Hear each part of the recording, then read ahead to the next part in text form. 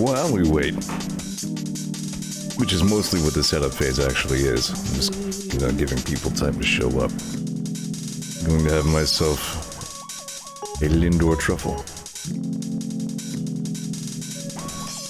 What do you say to that?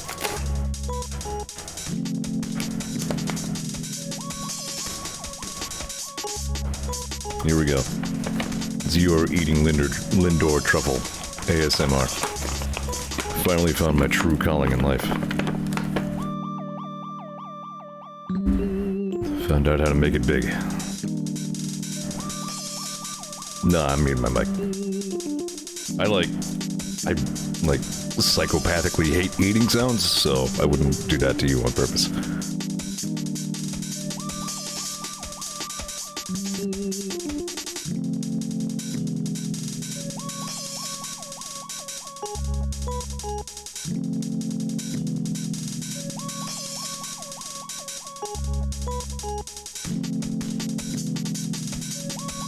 I feel like the summer conditions have not been particularly kind to them. Nevertheless, damn, that's good.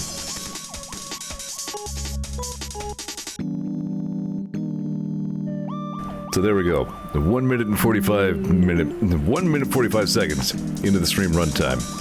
First curse word.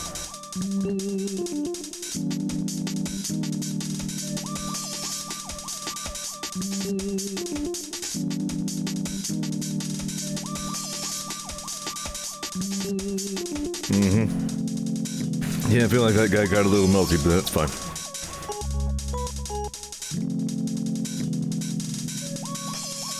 They're better when they're a little firmer, give you something a little bit more to bite into. But nevertheless, I mean, Lindor truffle can't be bad.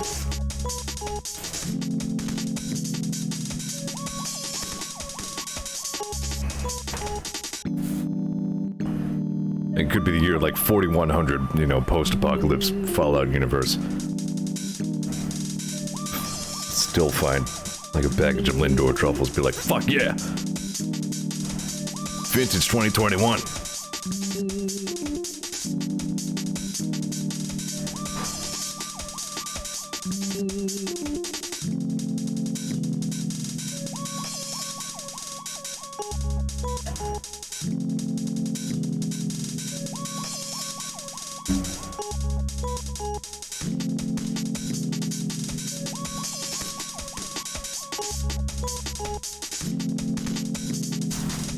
Still disturbingly hard to think about like post-apocalyptic scenarios, and still feel like I might have an easier time existing there than I do under capitalism. Yeah, boy, no wonder I came around to Disco Elysium again, man. It's my nihilometer is like wobbling in the red zone. I think I'm ready for a little bit of the old disco. Real jackpot on the winter peppermint one, says Cats. I'm not sure if I've experienced the Lindor peppermint, but a favorite of mine around the Christmas season is the Ghirardelli peppermint bark. It's like a kind of a white chocolate, then with like a dark chocolate backing, and then it has like the little tiny like peppermint candy cane like flecks throughout it. Oh my god, those are good.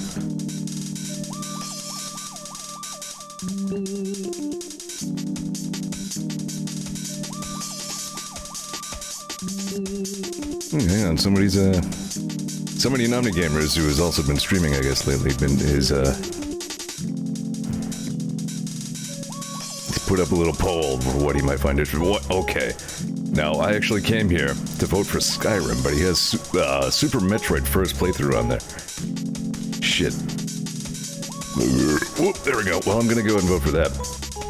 I don't know if I'll actually end up watching it, but I mean, if I could find any way to encourage anybody else to experience Super Metroid, make it so.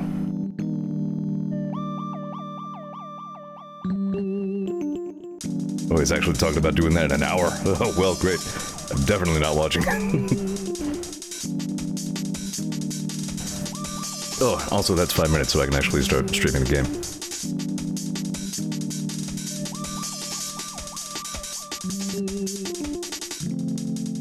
My brother had like a mixed bag of Ghirardelli squares.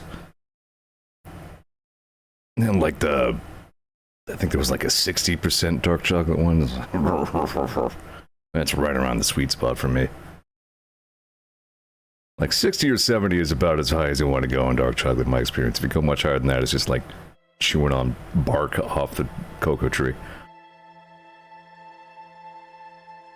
Anyway. Also, that animated intro, I believe, is new for the final cut of Disco Elysium. So here we are, Disco Part 2.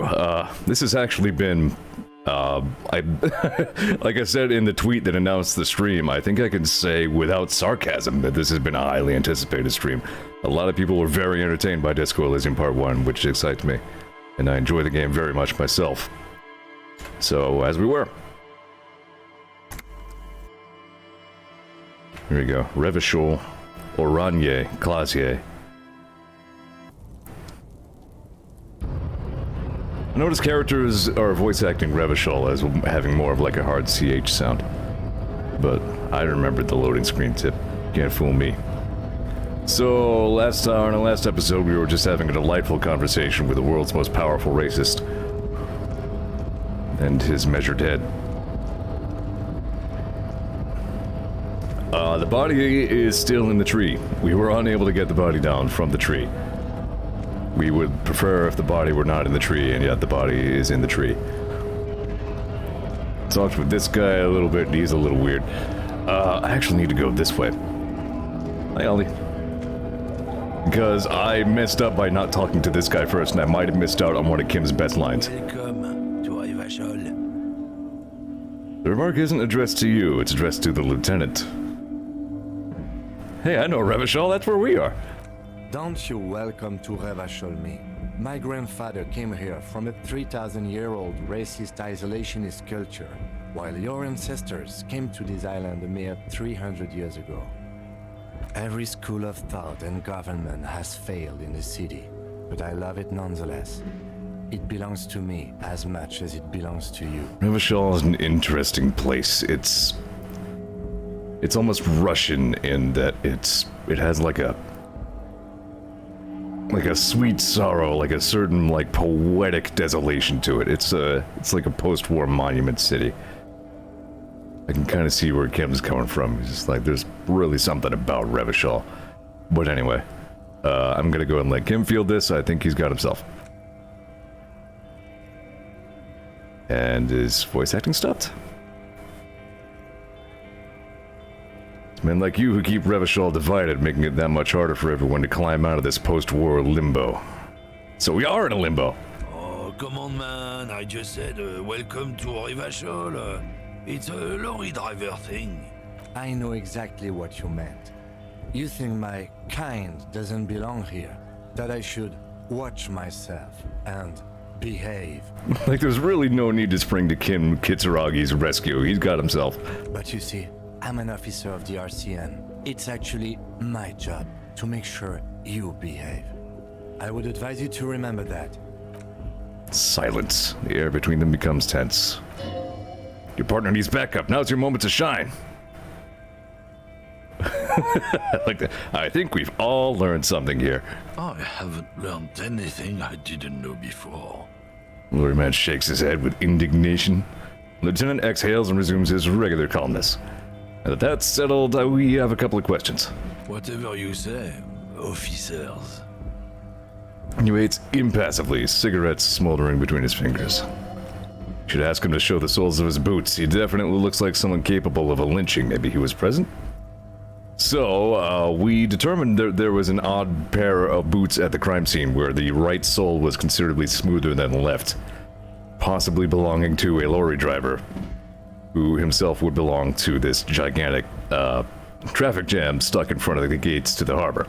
So, somebody who was at the crime scene might be around here. So, let's lead up to this. So, what are you hauling? Oh, not much anymore.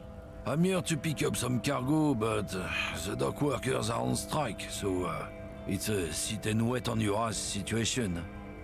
How long has this been going on, then? The strike? Oh, they've been at it for a while. A month. 2 months, maybe. but this here is just the last week or so. What kind of cargo are you supposed to pick up? Apples. Apples? Yeah, apples. I take it you had other questions? He's giving you the runaround. Let's be honest, you were bested. Wow, that was a bad rhetoric check. What's the math on that? Damn. Alright, let me see the soles of your boots. Been admiring the stompers, huh? Sure thing. Check them out. He lifts his left boot and then the right. On the bottom of the man's boots, you see an intricate tangle of treads with no immediately discernible pattern. Thanks, not the ones I'm looking for. Man bites his lip and drops a near-finished cigarette lingering between his fingers. He reaches for a new one. Alright, we're done for now. That was a short conversation. I want to run back out to Measurehead and see if the line is there. If not, I'll just have to see if I can do it justice.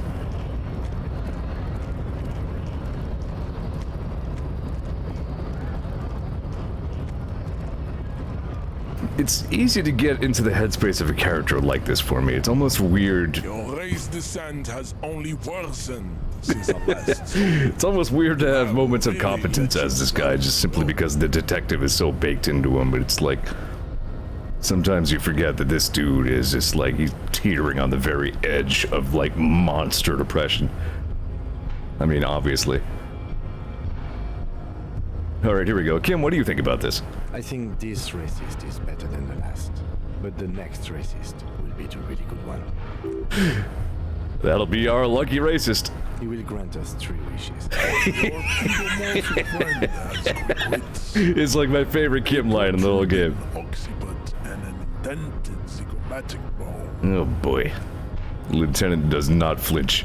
You should keep him close. The congenital defect of farsightedness does not render him a complete invalid. He still has the use of his mind. Great. So we've wrung the last bit of entertainment out of Measurehead, and I'm very glad the game let me come back for that. Anyway, I actually do remember for a change exactly where I was going and what I was doing next. There's a little bit of extra stuff we can get into along the way as well. My morale is not so good.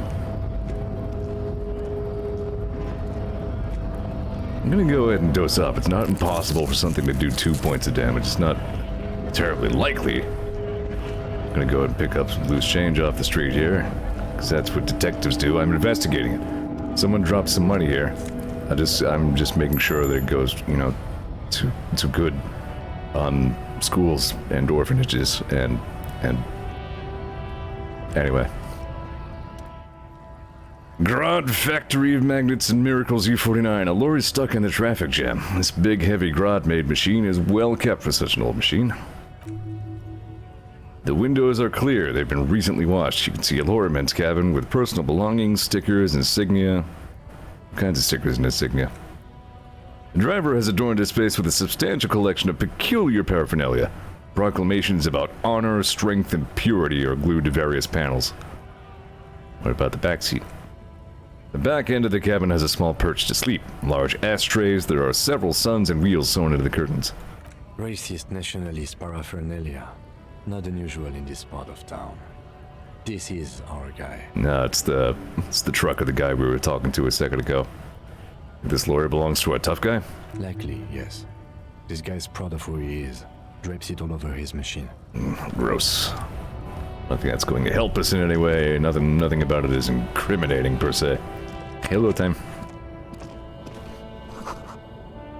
I bet people who, I bet a theoretical person who would watch me on YouTube would wonder why seemingly once every stream I randomly say hello time.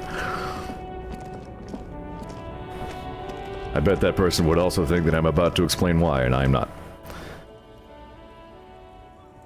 I love the music of Revachol. It sells everything I was just talking about so well. Like, it sounds a little bit like a military funeral dirge, you know what I mean? It has like a sorrowful tone to it. An old monument stands in the middle of the traffic island, pointing towards the sea. Looks as if it's been reassembled piece by piece, secured and mounted in the air with the aid of numerous ropes and rods. Who is this? A silver plaque on the statue's pedestal reads, I am Philippe III, the Squanderer, the greatest of the Philippian kings of Revachol, son of Philippe II, the opulent, father of Philippe IV, the insane. What did this king do? What did he do? You have no idea what you did a week ago. How would you know what this guy did many centuries ago? High above you, the king stands triumphantly oblivious to your memory trouble. Oh, screw you. Kings are stupid.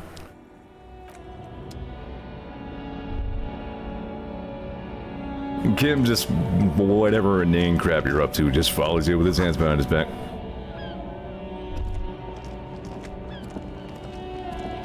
Because Kim is a good dude.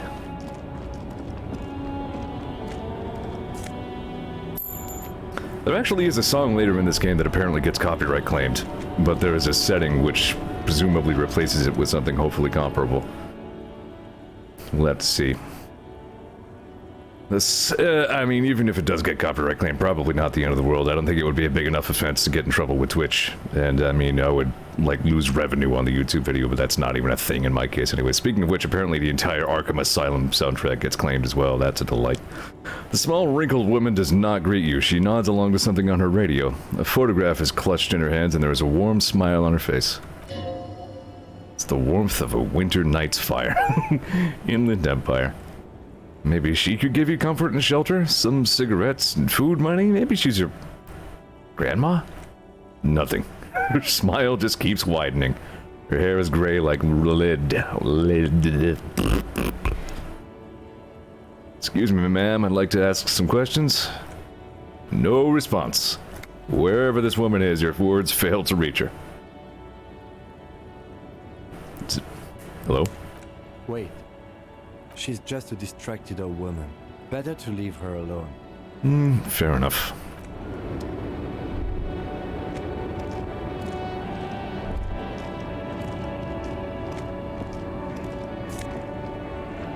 Yeah, overall, I think I had a much easier time of the game as a intelligence build rather than a psyche build, but again, I pretty much picked psyche for the stream because I think it's the funniest.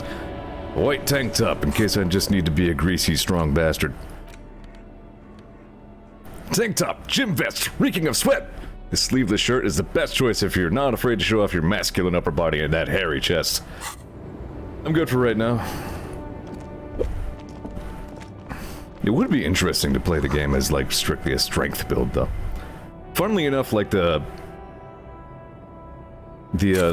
physique pool has a talent called Shivers, which is almost, it's like precognition. Raise the hair on your neck, tune into the city. Shivers is a very interesting skill, which becomes, like, near vital later on in the game, as a matter of fact. But I think it's better for the flow if you have to work up to pass that check anyway.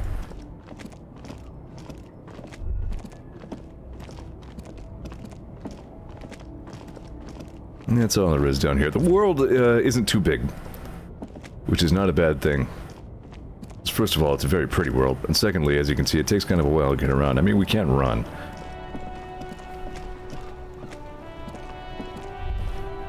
What else would I have to do? Get the body down, victim's tattoos, victim, right, I'll get a call about that tomorrow. Find my gun, find my badge, talk to somebody about reality, pay the whirling in rags, who made the call, got a sad song on tape. Are there any checks I can retry? No good ones.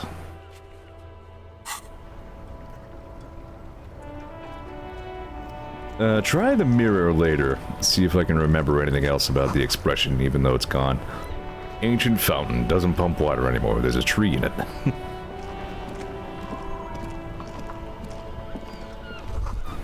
Some great tectonic forces cracked the pavement like an eggshell. Damage looks like it could have been caused by an earthquake. Maybe a sea monster did this to the plaza? I hope so. It'd be cool. So there was the logic voice and the psyche voice side by side.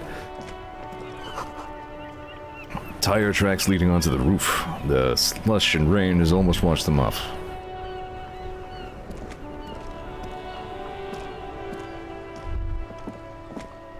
Life? doesn't need to be a struggle. He covers his mouth to hide a burp. I'll be with you in a moment, officer. Let me just finish my sandwich. Talk to angry old René first. Oh boy, I can't wait to talk to angry old René. What a great fella. What a swell dude. Good old René.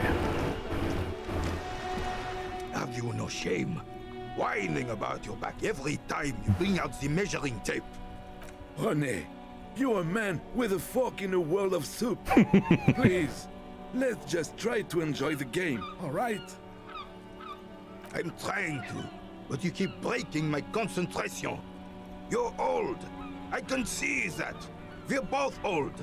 Now stop grabbing your ass like it's a girl.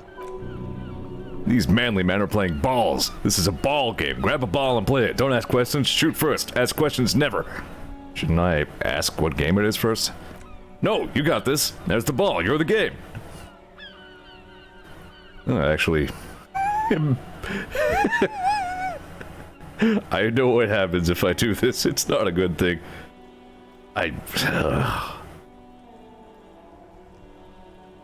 You know what? I want to observe them first. I want to be the good guy, but god damn it, no. I gotta stream. I wanted, but fine. I'll do the funny thing instead. All right, time to play balls. You are immediately surprised by the ball's lack of weight. No matter, you'll make it work.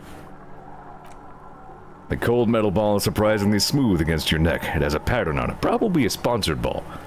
Yours would only be covered with bumps of learning and scars of victory. Already your muscles are adjusting to the weight, the nervous system calibrating until you and the ball have merged into a single entity. The man ball is ready.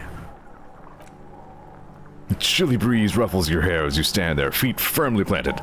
All sounds, smells, even the wind. Everything fades until the only thing left is the union of man and ball. It's time for a last glance inward. Who am I? An embodiment of pure motion. A fine-tuned locomotor running at maximum efficiency. Some would say you're still a cop, but I guess we're beyond that now. The inertia can be contained no more than a bullet leaving a gun. Let go. Be the bullet. Ball. Pretty good ball. I did it. I balled. Merde! Bordel de merde! It wasn't mad. The shot was at least 23 meters, probably 24 and then some. Nothing to be embarrassed about.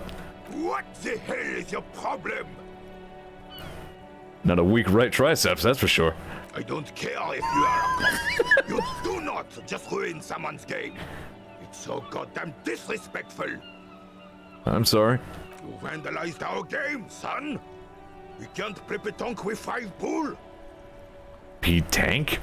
Yes, pétanque. You ruined our pétanque game. We want our pool back. Take it easy, René. This is just a misunderstanding, isn't it, officer? No harm done. Well, some harm is done. Of course there's harm done, you orange slug. You owe us a goddamn pool.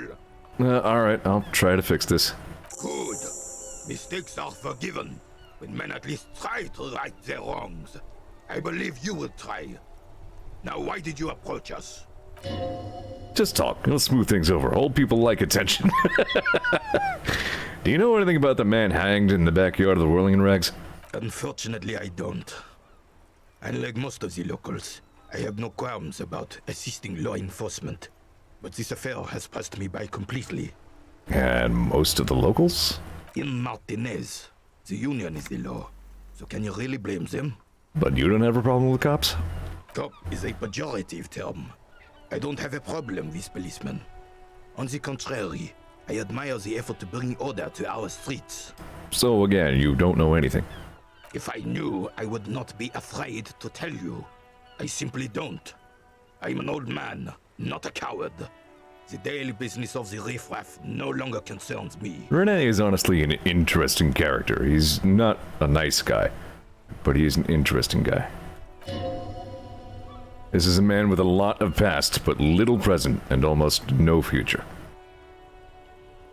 You seem to be playing in a crater. Yes. The terrain here provides an interesting variety to a familiar game. Was there an earthquake here? No. It was left by heavy artillery fire. Okay, it's a crater left by artillery fire, but why? Why what?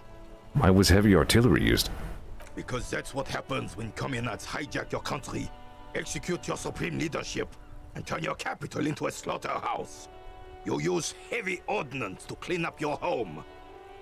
Wait, who are the communards again? Commies, communists, socialists, anarchists, call them what you like. They just chose the name to feel special. Senseless sentimentality. Did you use artillery fire against them? Sadly, no. It was the foreigners who brought them to their knees.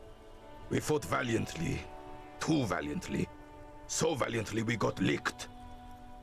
Should have fought dirty, like they did with their suicide sex cult propaganda and mad anarchist women strapped to shrapnel bombs. Jesus. We didn't though, and we lacked caliber. God bless him, but the suzerain's cannons simply weren't big enough. It's probably a bit more complicated than that. Why shell them here in Martinez? Because this place is a damn beachhead. Had to soften the commies up first. The beachhead? Yes. The military coordinated amphibious landing to take back Revachol. He finds your lack of historic knowledge troubling, a sign of mental deterioration in the preceding generations. Martinez was used as one of the 3 footholds in Revachol during Operation Deathblow in 08. The other 2 are off in Stella Maris and the Delta. Nod thoughtfully and turn to look northeast. This here is Blood Ground, where coalition boots first made landfall and cleaned those rabid dogs out. Most likely, we're playing pétanque on their mangled corpses. Blood ground. You got old René going there. Like he isn't hungry enough already. Gaston, on the other hand, is a cool dude. Hold on, the coalition? Don't get me wrong, officer. I hate those foreign dogs, but the enemy of my enemy and all that. They're the lesser evil. So there was some regime here already, and then some, like, communist force came and waged war upon them. And then this place was so ravaged by the war that the coalition government had to step in, because this place doesn't even really have a government of its own at this point. Which, again, leads to us, the RCM, Revachol Citizens Militia, is all there is for an official police force. That explains all the war damage. Damn right, son. They laid the fire of hell on the city before they stormed it. And it worked, too. The rest of the city got cleaned up, but Martinez they keep as a monument. And now the Union Socialists are practically running the place. Well, it's your own damn fault. You, we, the coalition, Revachol, whoever you want to blame, never finished the job. Officially, the party never surrendered. Of course they still hold influence. You don't even begin to truly understand the players at the table, let alone the specific circumstances surrounding the... What do you think? Thinking men have opinions on these things. Present one.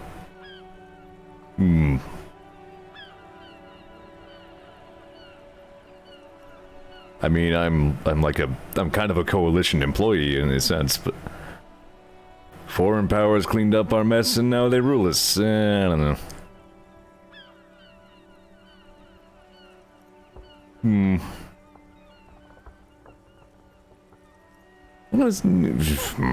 I don't think. I just do. I'm just so damn sorry it had to be the coalition. After 8 years of fighting those hyenas, boiling cats for food and drinking piss in the mountains, He isn't really paying attention to you anymore. I would have preferred if the Right Honorable King Guillaume returned through Revachol, or even if that damn clan Frisel had risen from the grave and led us. Sadly, that was not the case. There is a lot of deep lore in this game. There is just a lot of writing in this game. Instead, all that is just, holy, and beautiful in the world was wiped away, and now it's neon signs with toothpaste ads everywhere. Foreign influence peddling garbage and stupid music on the radio. This is just what the commies wanted. This was their plan all along. This is what they wanted to replace the role of the suzerain with. I don't know, man. Those sound more like capitalists things. Alright, whatever. Anyway, what exactly is a suzerain? The suzerain is the king. Ah. Has everyone forgotten already? They forgotten already. Soon they will forget everything. Him too. Then he chooses anger over melancholy. It's no use talking to you. You were still in Daddy's balls when it happened. When we took our last stand against the filth and rode the cavalry straight into gunfire.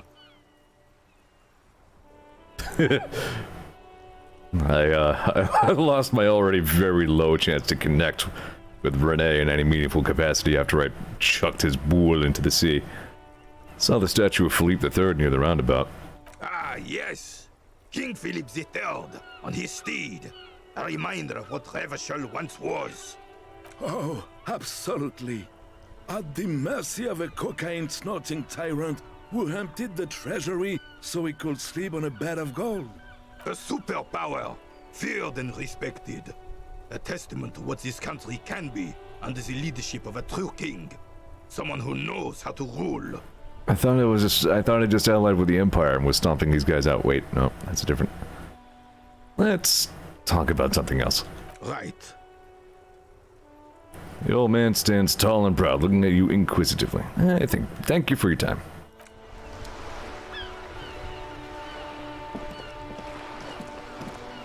Ken says it's about 2 million words total, and like 90% of it is voice acted. That's why it was a 16 gig update. Yep, that sounds about right. There's an old, like binocular stand thingy there that sadly doesn't work. Bulls.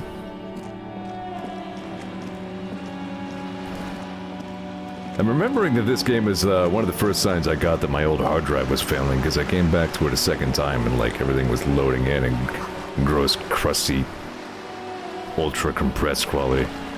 Sucked. I'm glad it's no longer the case.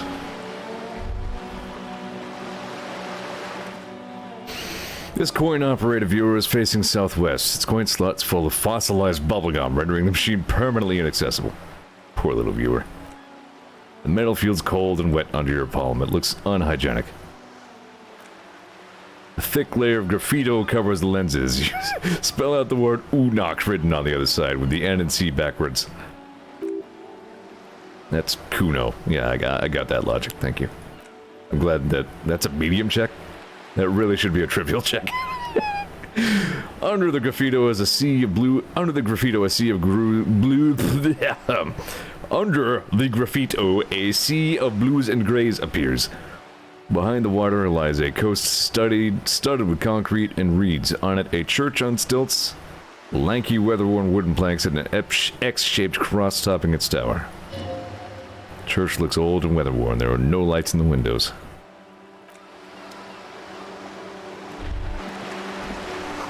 Got a bag in your hand. Maybe you can collect these bottles and sell them. I don't remember where you get a bag. I feel like it must wander up to me at some point. I mean, you can't hobo-cop without a bag. This coin-operated viewer is facing south. The instruction manual says to insert 25 centimes and pull the handle while looking inside, then use the focus knob to zoom in if necessary. Yeah, I'll check the mailbox on the way by. I'm gonna be heading that way in a second. Why place a tourist attraction in the middle of such poverty? There was a revitalization project in 49. A design studio tried restoring Martinez to its pre-war glory. It didn't stick. What happened? They got as far as the street lamps and the statue on that intersection. Then something went sour. I suspect that something was Everard Clare, the union leader. He muscled them out. It's how it usually goes around here. It's frisky outside. Your money disappears into the coin slot. Clunk, the ring of metal. The curtains on the display open. You lean in to catch the view. It's blurry, different blues and greens. In the middle of the shimmer stands a drab gray shape like a ghost. The lenses shift, the ghost sharpens into an eyelet in the bay. In the ruins, a man-made structure is visible, a half-sunken sea fort, its concrete almost reconquered by nature. Looks as if it was abandoned quite some time ago. Nothing but a rotten tooth remains at the anti-aircraft tower. A lonely birch tree grows out of it. Its leaves ripped from it by the winter wind. Hang in there, little one. The little brave birch tree seems to wave back in the wind. If you're a Psyche build, you get some Undertale-y shit like that. Ruins of some kind of building there. Really? I don't have the eyesight to make it out. Yeah, I'm sure that'll never be important. Important. What?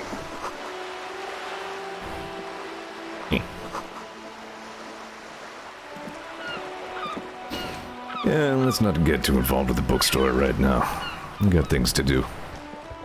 It's 3 o'clock on day... Well, still day 1, but the body's still in the tree. I mean, need to be working on that. Ooh, hey. You know what? I thought it was somewhere around here. Back!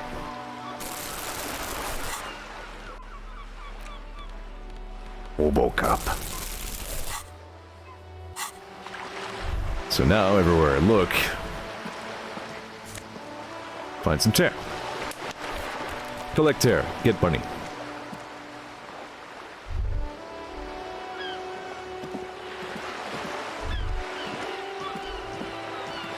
This is a game about tear.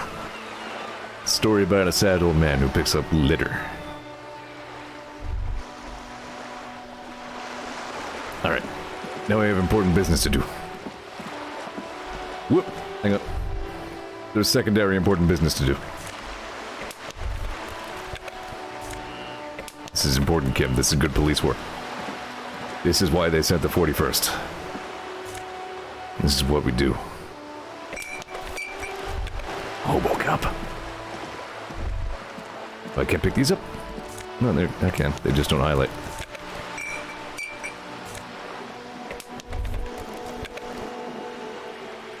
I know there are some other checks around here that I can't see. Again, due to some factor of my build. Like that thing, I think there's a way to get into. I shrug.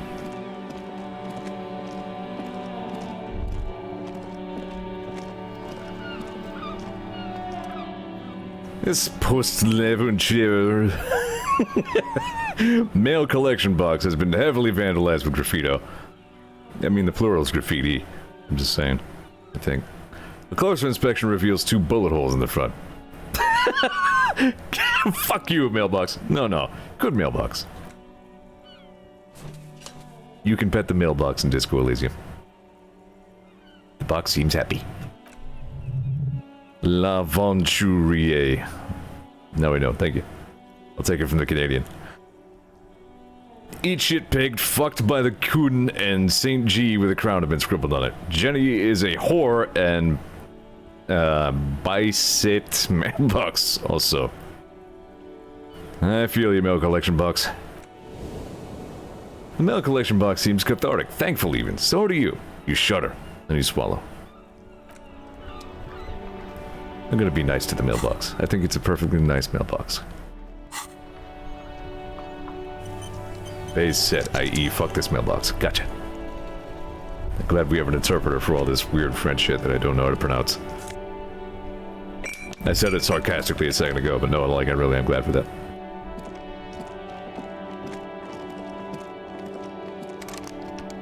That's not a thing.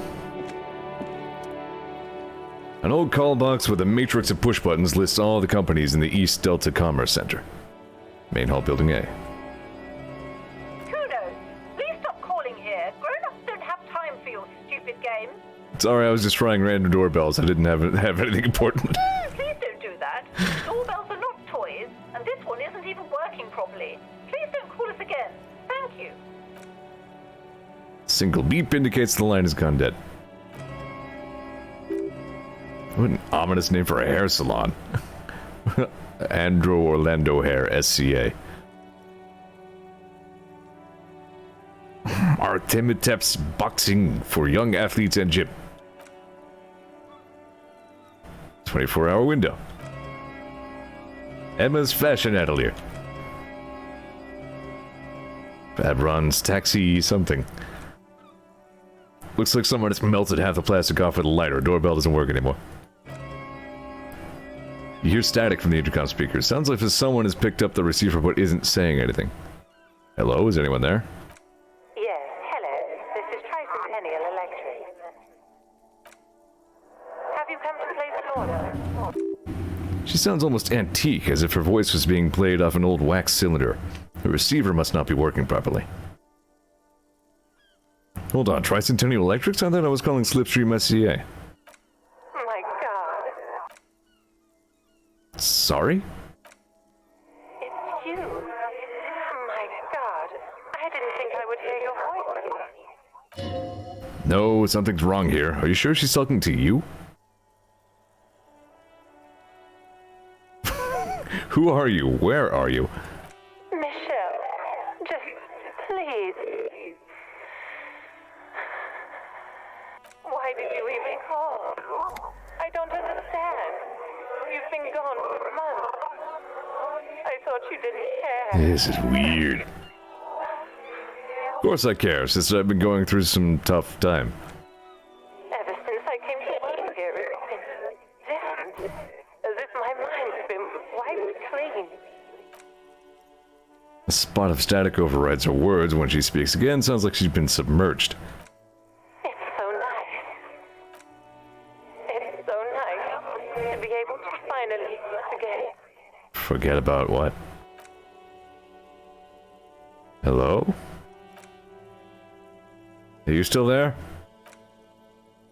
The only thing you can hear now is static and waves washing ashore on the bay.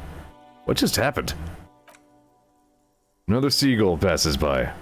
It's getting cold standing here, staring at this silent call box. I don't know what happened either. We should probably stop playing with this thing. Alright, it's a goodbye then. Although, fuck! Is tempting.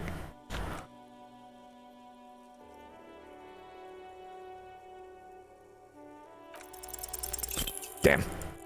No, hold on. Last thing you need in your life is more hysteric emotions. Forget it. Find something else to do.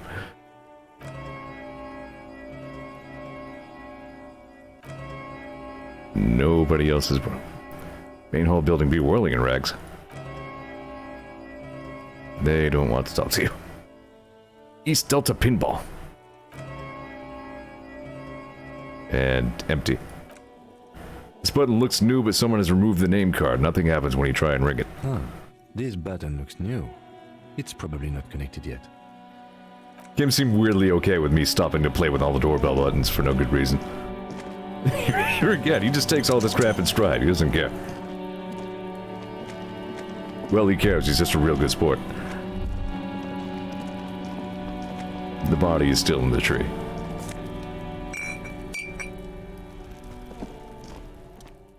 This trash container is locked. The sliding lid is a padlock that says whirling in rags.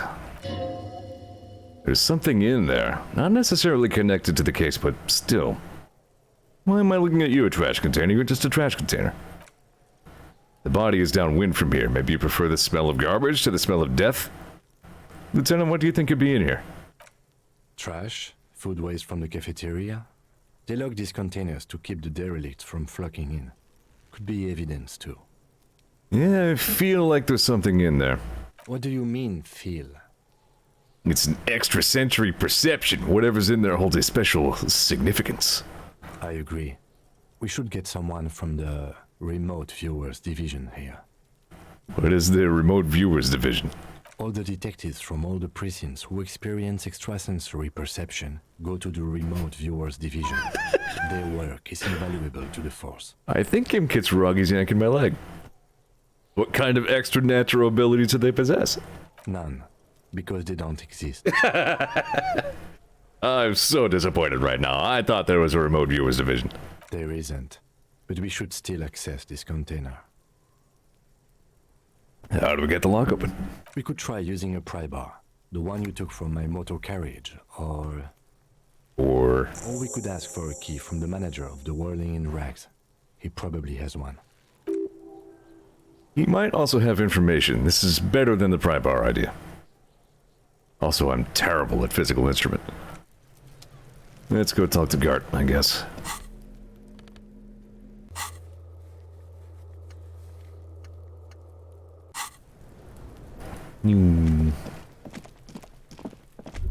Na na na na na na na na na na na na na hobo cop.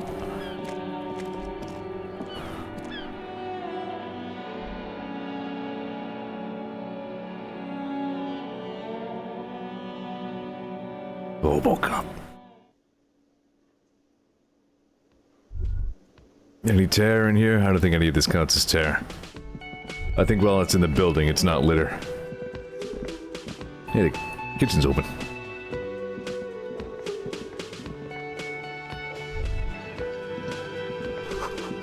The dishes are drying. They smell of chemicals and of pine trees. Money. An aroma of spices, alcohol, and tomato hangs in the air. A thin man is smoking below an exhaust hood, occasionally sipping from his mug. This must be the Whirling's cook. As you step in, he nods towards the table and says something in a completely foreign language. The only words you can make out are Gouache and Quebec. Okay, it's definitely not his name. Whatever you do, do not call him Gouache Quebec. Please, it's not funny. Mr. Quebec, I'm here on official police business. The man puts his cup down and replies something, his left hand drawing arcs in the air. You got some impressive pots there. He smiles and bangs his ladle against each of the pots in turn. It's almost like music, especially with the sounds of the assorted dishes boiling and simmering on the stove. I don't think I need to say anything else. Anything else. Stay masculine. The door. You see a heavy steel door with a prominent dimple lock. It's painted blue. You immediately feel drawn to the color. Blue is for mystery. The cobalt blue surface feels rough to the touch. The stainless steel door is flush with its frame on every side. I wonder where the store leads. You do? It's a door in the back of the kitchen. Why do you care where it leads? The lieutenant regards you with patient skepticism. It's part of the whirling in rags. There's something about this place that makes me want to know. Eccentric. But okay, I suppose we could look into it. As a side investigation. He's not bothered by your eccentricity. He seems genuinely intrigued himself. I mean, we can't deny the whirling in rags is related to the investigation. The door and the main investigation will merge into a stereo investigation. If you say so, Gart is the person to ask about this. The cafeteria manager. Door does not budge. Ooh. Gart! I need your trash. Help you? Is the trash container out back yours? Mine? No, it belongs to the Whirling in Rags. Thank you for clearing that up. Why do you keep the container locked? Kim's a professional. He doesn't say, of course it belongs to the cafeteria, you dipshit. No, he said, I appreciate you clearing that up for me. Why? To keep the hobos and drunks out. That's why. And the neighbors too. They put their trash there and they don't pay for the garbage company. I thought as much. And are you the only party with access to the trash container? Well, yes. Us and the garbage disposal company. Seems a little callous, doesn't it? Something stirs in you. Wonder what this feeling is. Pry at him and find out. What if I told you I am a hobo? Or soon to be, you know what, fine. We've already said so much insane shit to Gart. I mean, this can't hurt me any further. But if I told you I'm a hobo, or soon to be one, rummaging through that trash, will you help me out? Will you keep me out too? Yes. Good call, so would I. Teach a man no, I need those leftovers to survive. Sir, I'm sorry the RCM is having financial trouble, but it's not this establishment's problem. Does it seem callous to you, guarding your leftovers from the poor? Callous? What are you, Kras Mazov? Almost all establishments in Revachol keep their trash locked. The Whirling in Rags is not special in that regard.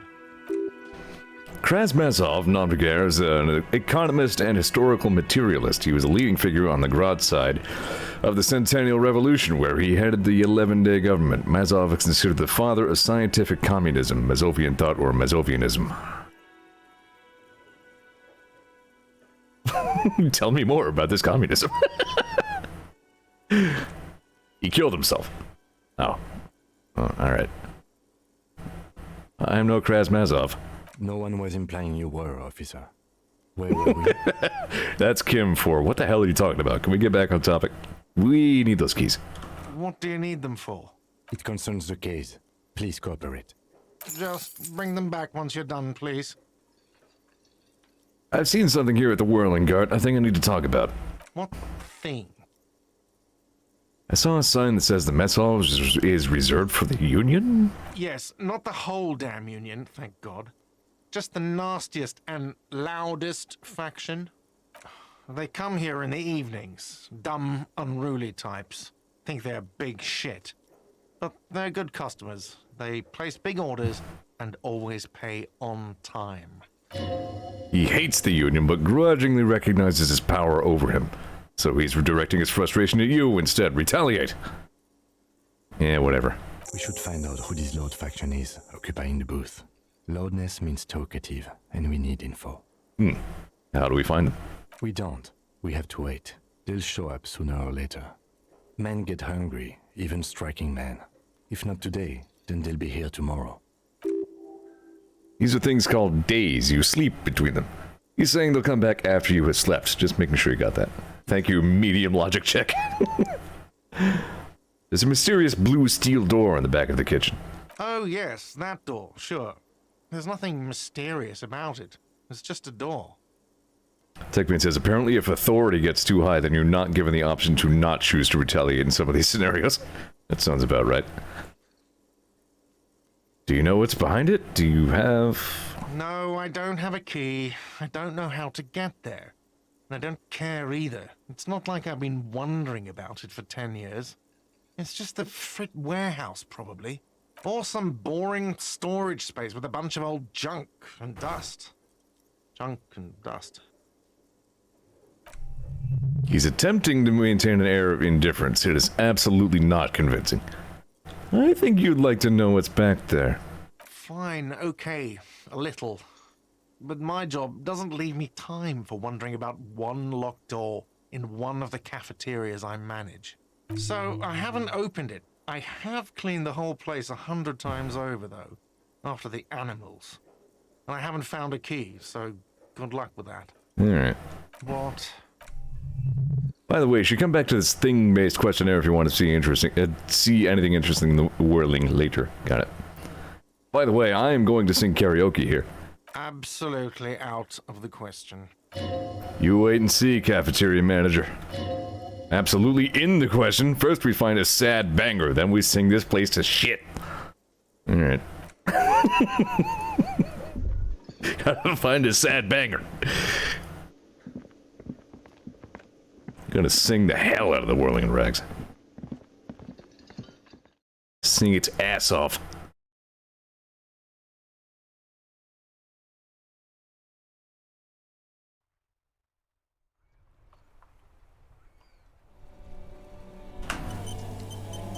Alright, then I think we can...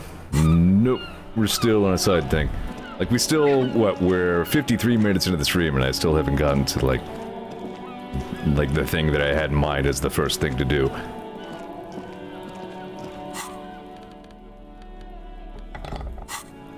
Wait, nope, I have the key. I don't need to pray. But I wanted to. I wanted to use the tool on the thing, big manly masculine energy grunt. Break stuff.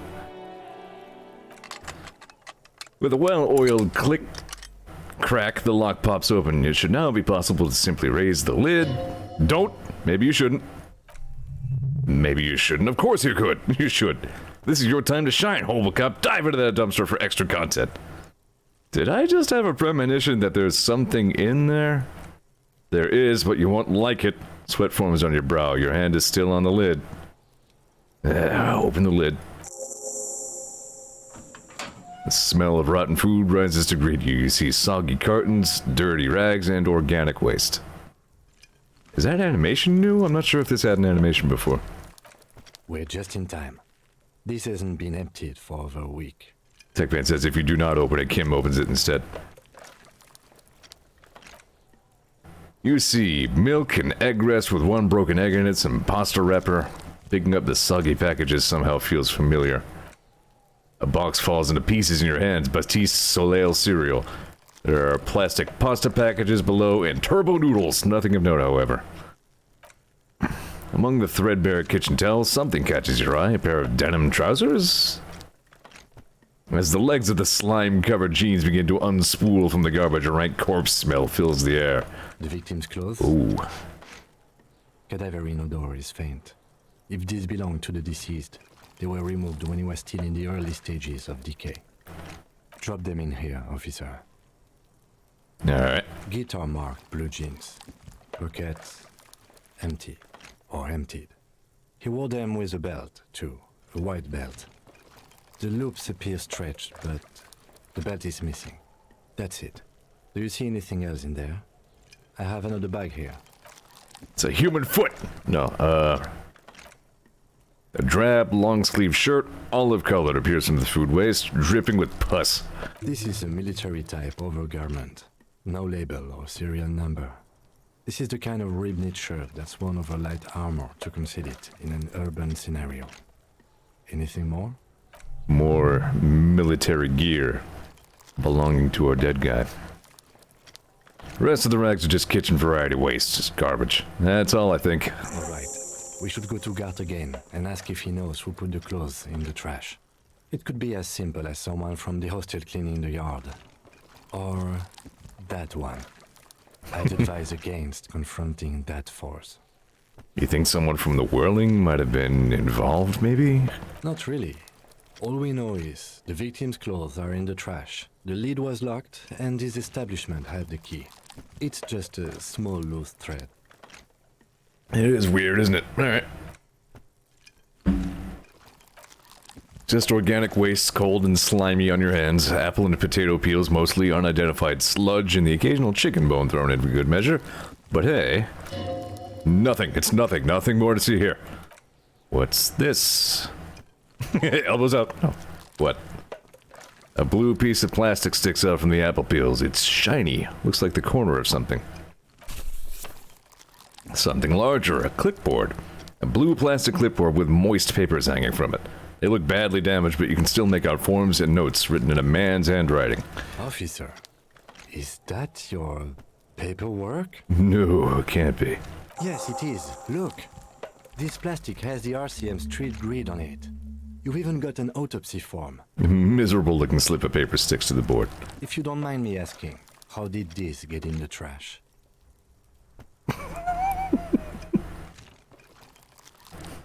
Has a foreboding quality to it. Maybe I needed to lose it for the great bloodletting to begin? What are you talking about? I don't know. I don't know either. You should take stock of your notes. Make sure it's all there. Official notes contain informants' names. If some have fallen into the hands of the RCM's adversaries, bloodletting may well ensue. Okay, I'll do that. It would also not hurt to start taking notes on the case. Now, tell me what your eagle eyes see. Or are we finished? Hobocop. Wow, an Armistice caliber 50 knock cannon, half wrapped in paper tissue, so shiny. What's a knock cannon? It's a giant rifle and it's very expensive. Not as expensive as that fat string of pearls snaking along the rotten banana peels, however. And is that a Cordon Electronics preamp with an Electra F2 tubes? It is! That fetches quite a price. We're talking 12,000 easy, unless you're into hi-fi yourself. I am into hi-fi. That's too bad, because none of those things are actually in here. There's just food waste and crisp wrappings. Cruel jest. There must be something. All you see is a broken mug with a racist depiction of the yellow man frolicking in saffron. Antique? Only in its social sensibility. So he's sure. Alright.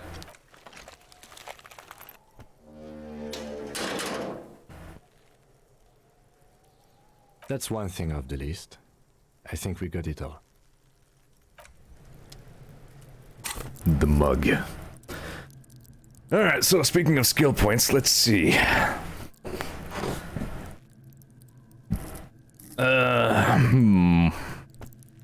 Right, I think I resolved that I wanted to put a point into endurance because 2 health is not a lot.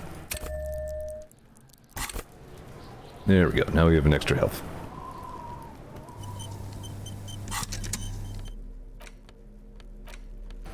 I'll come back to the ledger in a little bit. This broken-eared mug somehow made its way into the Whirling in Rags dumpster. It depicts a person of Samaran descent frolicking in a field of saffron flowers. buck-toothed and grinning feeble-mindedly. Seems to be a cheap knockoff of some colonial-era antique. It's just a racist mug. What is there to read here? Not too much. It's quite a lot to read into here, actually. Look at all that content. Oh boy, here we go. What are you going to say about a broken, tossed-away mug that you dug out of the garbage?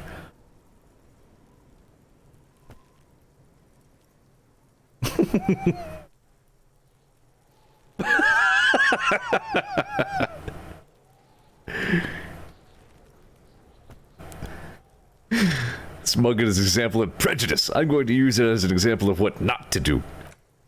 But it was in the trash. Why not just call it out when you see it? Or do some volunteering work. Just finish your case, detective.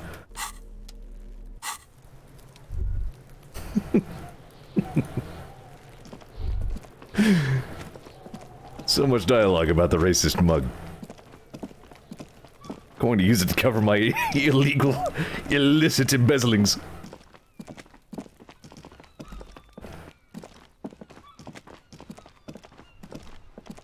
Thomas says the mug has opinions. I watched the VOD the other day and I noticed a point where I accidentally said that Tama was eco, and then like people who even remarked on it in chat, and I was just stream rating way too hard.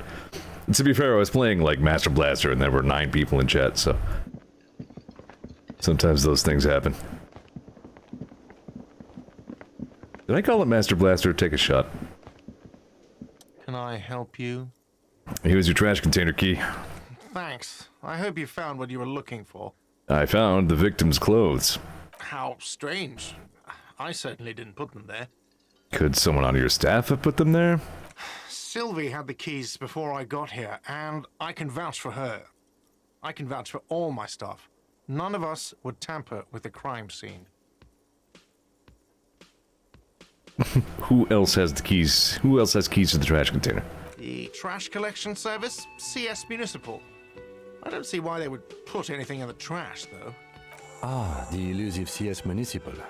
I doubt we'll be able to track down who was sent here last and when. This will have to be one of those little threats that solves itself down the road. Thank you anyway. Alright, let's talk about something else. Yes? Goodbye.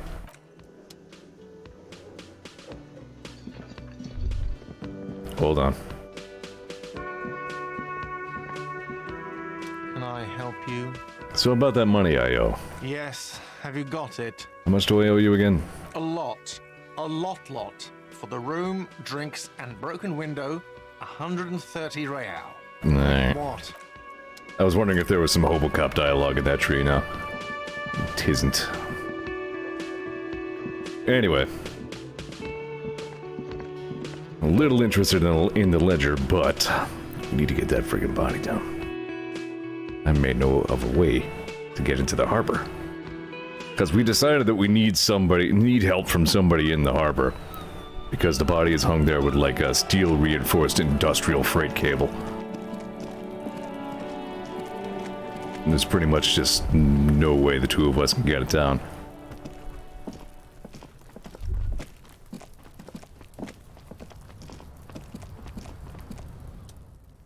An inconspicuous pile of roofing material, Eternite. What is this? It's nothing. Someone just left some roofing material slanted against an old shack. It's nice and orderly, well-laid palette, easy on the eyes. No, there's more to this. You get this strange feeling. Hard to say, it's gone now. Feelings pass, you'll see, especially the small ones. Maybe if I ask Kuno? Might be able to find some way to shake information out of him, unfortunately. It's never fun talking to Kuno, but... Fuck does Kuno care? This boy turns to you. He doesn't care. I have more questions about the crime scene. Yeah? The kingdom of Kuno? The fuck do you want with it? Dead man's clothes were in the trash container. How'd they get there? Yeah, Kuno doesn't know shit about that. That shit is beneath Kuno. Alright, about something else then. Shoot that shit at Kuno, dumpster diver. Well, I mean, he's not wrong. I dove in the dumpster. Kuno, there's a stack of Eternite back there. That's just some shit roofing gimps left behind. Lazy dinks. There it is, that strange feeling again.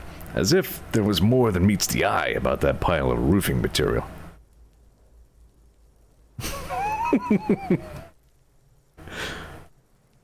Yes, some shit gimps left behind. Were those gimps suddenly raise your eyes left-handed?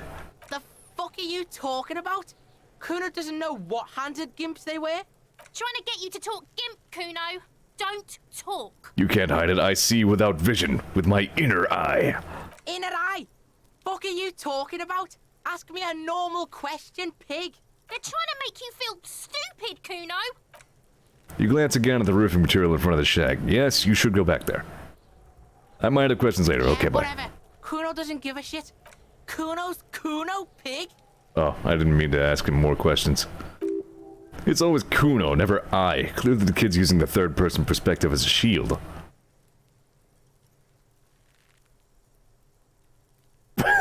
Why not? Interesting. You refer to yourself in the third person to distance yourself from the situation. Kuno doesn't do that smart shit. Don't throw that book shit at Kuno. Kuno knows you're lying. He's deeply offended at, like, my saying anything even slightly intellectual. Trying to get Kuno hooked on the book. The boy knows he has an addictive personality. Admirable insight for his age. Watch out, Kuno! He's trying to fiddle you! He's gonna put his hands on you!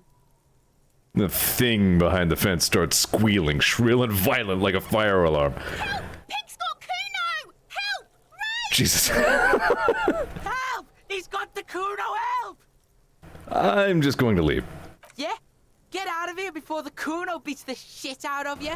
I want to shoot that kid. Yeah, that's right. Drag your fat ass out of here, fat boy, before Kuno fucks you. Kim, can I shoot the kid? Bang! Got fucked by the Kuno. We alright? You wanna get fucked again? Come back. I don't know how that shouldn't have done that much morale damage.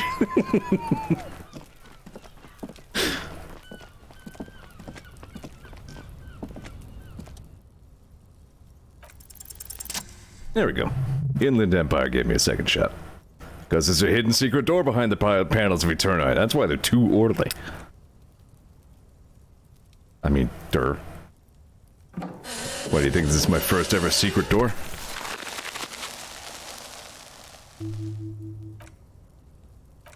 What is this then? A tool shed? Let's investigate. Let's. It's okay, everybody. Kim said we can investigate. Whoa! Clicky. It was like a magnetic, like, chip bag clip that stuck to the side of my desk. Losing purchase. Stop moving. Money. A silver plate with traces of bone yellow powder. Be still, my beating heart. It's amphetamine, sweet amphetamine. The lieutenant isn't studying the power in the mirror. He's studying you.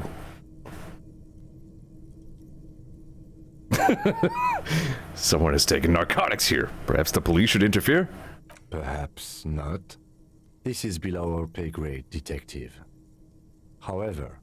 He points to the ladder in the corner. See that ladder there? It's probably another way into the industrial harbor, no? A secret path the local kids use. Mm-hmm. Interestingly, I don't get, like, another shot at that. I might if, like, my electrochemistry skill, quote-unquote, were higher. And there's just, like, a disembodied pig head here. Sure, why not? A couple of people seem to think Kuno's actually not that bad if you really dig in and try to get to know him. So what if I do talk to him about this?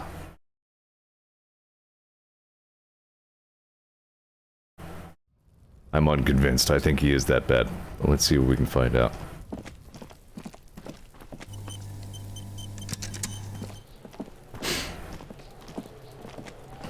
Quit throwing rocks at corpses for a second. Kuno care? God damn, I'm disadvantaged on that check because I found your shack. You found Kuno's secret door to Kuno's secret shack. It was closed for 5,000 years. How the fuck did you get in? I pushed the panels aside, Kuno. And then what? You fucking there? You fucking Kuno's kingdom. He's trying to fuck at you again, Kuno. What's with the pig head? Oh, that? Kuno decapitates pigs. That's just a Kuno demo tape. Cool, pig head, liked it. I got one too, this one. It's shit. What? What is this shit? Fucking on yourself. This is weird level shit. Kuno doesn't go there. Fuck your shit back to normal. What is this? Well played. No one saw that coming. What's with the tube of magnesium, Kuno? It's a vitamin pig. Don't you know anything? It looks like you just pointed at the sun and asked what it was. You could use some. Okay, whatever. Okay, whatever. You fucking need that shit to stay on top of your game. Kuno goes through like a tube a day, and you look like you could use a bottle. Oh, don't teach him, Kuno. He's gonna use it against you, Kuno. Kuno S really is the worst. I know all about magnesium. I rock it all the time. You're not getting this, pig. It completely takes away the hangover. It's like you didn't do anything. Like you stayed home playing with your choo-choo. He looks at you, eyes bulging. Fuck you, pig. Don't do mag. You're gonna OD and you're gonna fucking die. Found a plate with some powder residue. Know anything about it? That's where Kuno gets his daily hit of electric. Kuno Shazam. Kuno rides the fucking lightning in there, pig. Not very subtle. Bet you'd like to ride the lightning too, wouldn't you? If you feel tired and old, but you could have that sparkle in your eyes. I've heard enough of this. Good call, Pigmeister. Don't come and talk to Kuno about his kingdom. I really thought some of that was going to increase this check. What do you know? It's not Kuno, it's Kuno S. Interesting, how? Kuno S is by far the worst of the two. Kuno has no problem being near you. But the other kid behind the other hides behind the fence, afraid for her life like she's done something. Something very bad. All in all, Kuno respects madness. You cannot hope to outdo her on that front. You must win yourself a few minutes with him alone. This is interesting. I've never seen this before. Hey, Kuno. Psst. Fuck you whispering about? He's whispering too. He's going with it. Watch what happens. Fuck you, whispering about. Uh-huh. If Kuno wants to whisper, he's gonna fucking whisper, okay? Let's whisper, pig. This is it. You got him, but be careful. You can still fuck this up. Don't make Kuno look bad in this.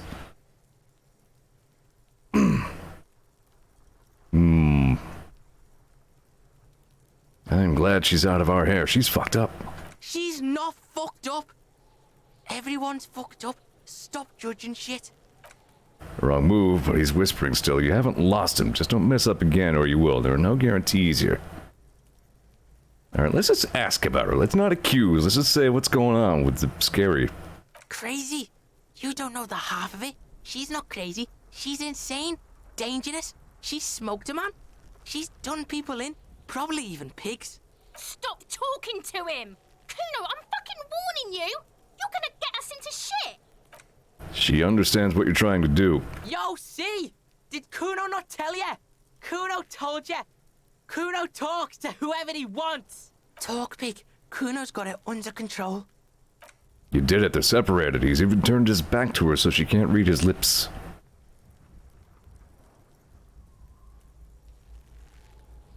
He said she's insane? Yeah, she's psycho. None of that kiddie psycho. Cat burning shit. She does the real deal. Whoa. Yeah. What's the real deal? Snuff radio shit. Believe me, pig, you don't want to know. What do you mean she smoked someone? Kuno means she killed someone. That's right. She's a killer. Like, actually a killer. You serious about this killing business? Killing is serious shit. Kuno's always serious about the 488. She's probably killed a pig, too. I mean, I'm pretty sure she has.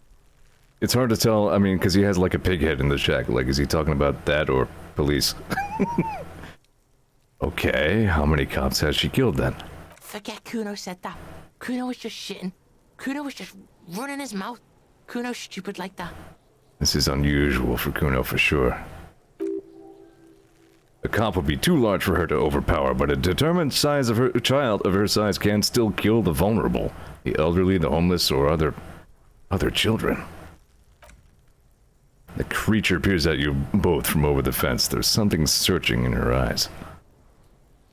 Kuno, do you think it's possible that she's killed other children?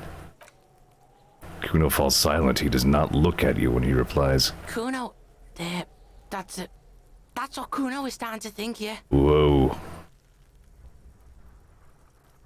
Think she has anything to do with the dead man? Yeah, she would have liked to fuck him up, but she didn't. Kuno wasn't around, and C was with Kuno. Where were you? Look, Kuno's gonna put you at ease. We didn't do it. We actually got, like, testimony from Kuno. He speaks the truth, my liege. Drama is mostly for lying and detecting lies. That's basically what that skill is. It's that language she uses. Fuck knows. She says it's the song of her people or some shit. What people? Crazy people. The fucking Nakis. I don't know. Some things are too awful to dwell on. The Nakis and the Runkaris might be some kind of defense mechanism. She your sister? Fuck no, she's not my sister. She's just a stray who got in. Like a mad dog or some shit. Stray? Yeah, she was just there. Points at the apartment building behind the fence. What was that, Kuno? She was in the hallway, dripping wet, by the fucking shoe rack, in the dark. Why was she dripping wet? Kuno's got no fucking idea. Her hair was all wet. I think she pissed on the floor too. She was there for 3 days, in the corner, every time Kuno went out. Good lord, this is getting dark. You said she got in? How? I don't know. Someone left the door open. Kuno comes home, and she's sleeping under the desk, under the pile of clothes, like a dog. What about your parents? Kuno's dad doesn't give a shit. Doesn't even see her there, or thinks it's fucking Kuno. Shit's all on Kuno. Kuno S, two of a kind. Why is she called Kuno S then? 'Cause she fucking looks like Kuno. You don't know her name? No one knows her name. Kuno told you, this shit was Psycho Killer. How are you dealing with all this? How's Kuno dealing? Kuno's dealing just fine. He doesn't need you fucking with any of it. C doesn't either. Kuno's got this shit under control. He spits through the gap in his front teeth. She needs professional help. You can't do this alone. Listen. C is Kuno's go-to. Kuno's protecting her. You fuck with C, you fuck with Kuno. You threaten her. You threaten to take her away. This is what it all comes down to. He needs you to take him seriously now. I'm going to kill you. I'll run when you put the cuffs on her, sneak up on you later, and fuck you up. You understand? Understood, Kuno. Alright, now we can do business. Huh. Business. Yeah? What do you want? Kuno can hook you up with... Oh, don't hook him up with shit, Kuno. See? Relax. He respects the Kuno. Kuno made him respect the Kuno. You respect the Kuno, you get all kinds of shit. Oh, shit. Kuno's gonna get you hooked on illegal narcotics. Oh. If you run a little errand for the Kuno. Get you hooked, pig. Get his hook in you. Then Kuno gonna get you hooking for more. Cash in big style. For a second there, I thought we were onto something, like, nearly respectable, but... That's right. Kuno's a candy store for pigs now. Get ready to be rewarded. I want to discuss the body with you again, Kuno. The fuck about it? More on this later. You're testing. Get lost.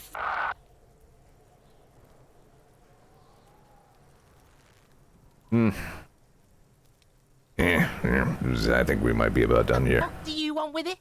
Never mind. Good call, Pigmeister. Kuno doesn't fucking care. Well, that was interesting. Kuno has his problems. I mean, I kind of already knew that, but Jesus.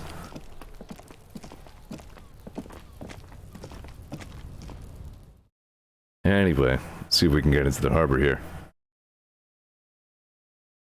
I didn't see any new checks, but then again, I didn't dig very deep.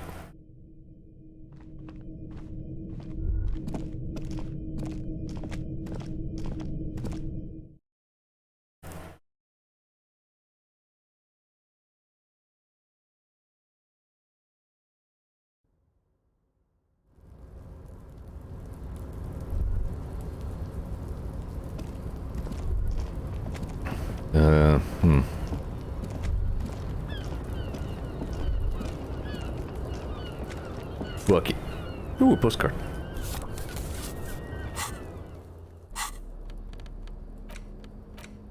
This postcard depicts an ill-advised residential area overlooking the Jamrock Quarter. 13-story buildings line the hillside like sarcophagi.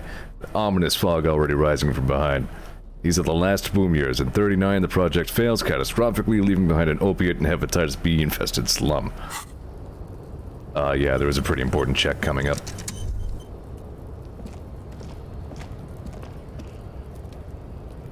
Yeah. Money.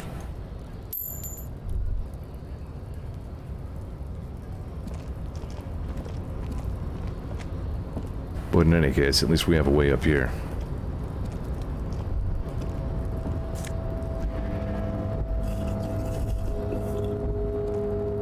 For whatever up here gets us.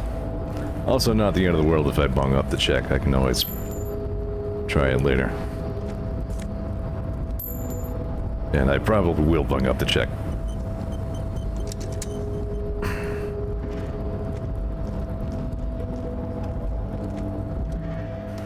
Looks like someone left his tarpaulin cloak hanging on the railing here.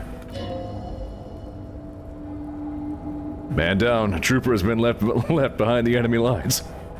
You could swear it's more of an instinct than an actual sight, but you know there's the RCM signature rectangle on the cloak. It's a cop's cloak. It's a cop's cloak. It's a cop's cloak. Yes, it's probably yours. It bears the RCM insignia, and you have a habit of being careless with your equipment. Yeah. You could probably make the jump. You look like you've done some track and field in your day. The wind is aggressive up here. The lieutenant looks at the enormous crane towering in the distance over the container yard. The look in his eyes is a mix of the engineer-like interest and the wonder of a 6-year-old seeing a horse for the first time. Motherfucker, that's a huge crane. Yes, that's one way of putting it. It's certainly an impressive achievement of engineering. But I digress. We were focusing on your cloak here. What exactly are we doing up here? I was under the assumption we could ask the leader of this union to help us get this body down. This is why we're here, right? Or it could be that we are just exploring. He's thinking you've forgotten where you are again. Really think this cloak is mine? Should I go for it? Jump? The cloak? I do think it's yours, yes. As to whether you should go for it? He looks over the ledge at the cold pavement below. Well, it doesn't seem too dangerous. 2 meter stops. Whenever you're ready to do it, I'll be right behind you. Yeah, right behind me and like 2 meters-ish above me. The cloak looks like a bag of goodies floating in the wind. Who knows what its pockets may hide? 3%. Give me those boxcars.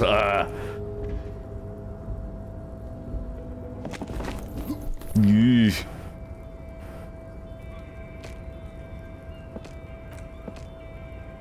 Holy wow, that's high. Doesn't seem dangerous. Lieutenant must be crazy to suggest that. This is certain death. Vertigo almost pushes you over the edge. Could have died there. Shit. I'm failing you. This wasn't part of our deal. I got you, Bratton. Let me just adjust your breathing a little bit. There we go. Isn't that better? Thanks, Necktie. God, now I can't breathe at all. Stop doing this to me, Necktie. You were supposed to be a friend. Hey, what's happening? You okay? I'm alright, Kim. I can't breathe. It's okay. You're just having a little panic attack. Try to breathe as slowly as you can, alright? The necktie lets go a little, its vicious grip easing around your neck. Colors return to the world around you. Thanks, I think it's working. Good. We can always come back when you're feeling better. It's just a cloak after all. Alright, let's find something else to get into then. Because that's pretty much the only good way into the harbor. It's either that or something with Measurehead.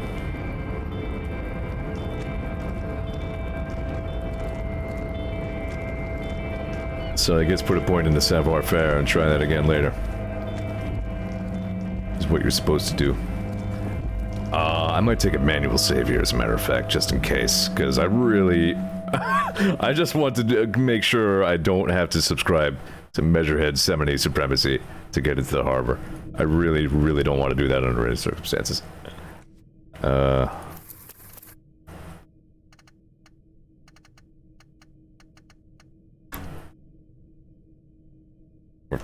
Hey. No racism.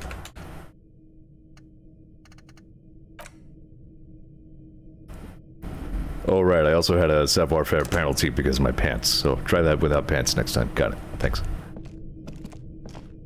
Forgot about that. Actually, wouldn't it be the... I feel like the shoes might be responsible for that. Because of their hilariously high heels. Something or another is penalizing savoir-faire. Well, I have a -2. The shoes and the pants. Great. Well, that explains a lot, yeah. So, try that again later. Don't wear stupid shit. Disco wear is not athletic wear. We learned something today. See, this is why we're detectives. We figure this shit out.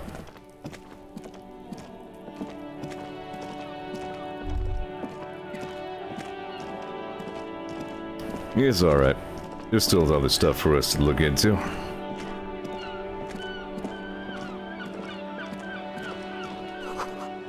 This book has a rose, a pistol, and a half-naked dame on the cover. On the cover stands a very muscular man surrounded by flames. The book is titled Man from Helmdall and the Wild Fire. Awesome. Grognak the Barbarian. This is a book about pate. This book, you don't really understand what it is about, nor does it seem important. Well, what a book about Boydero culture. Promotes freedom and stuff. A book about the future. The government reads your mind using radio technology. Hello, sir. Step right in. The store is open. A young girl with chubby red cheeks waves at you, smiling. Her nose is also red from the cold. Hello. Are you interested in a new and exciting book? Is it okay if I ask you some questions? Okay, sir. I'll try to answer any questions you have. I hope they're about books. What's your name? My name is Annette, sir. My mum, her name is Plaisance. She owns the store. She's inside minding the register or organizing the stock. The girl gazes at the window and then suddenly jolts her eyes wide as if recalling something. Feel free to step in and browse our wares.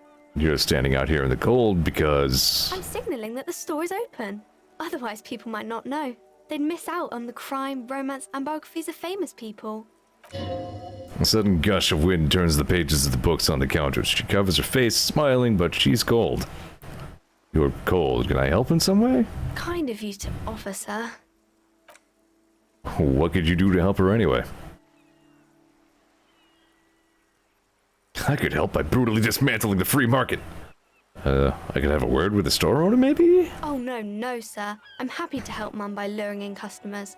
Besides, I have some hot juice in my vacuum bottle to keep warm. Yeah. Okay, bye.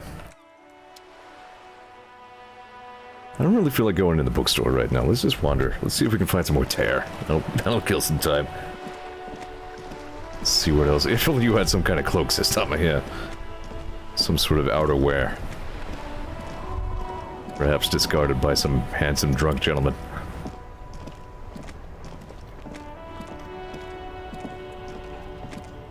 Plaisance is, go figure, not that pleasant. Oh.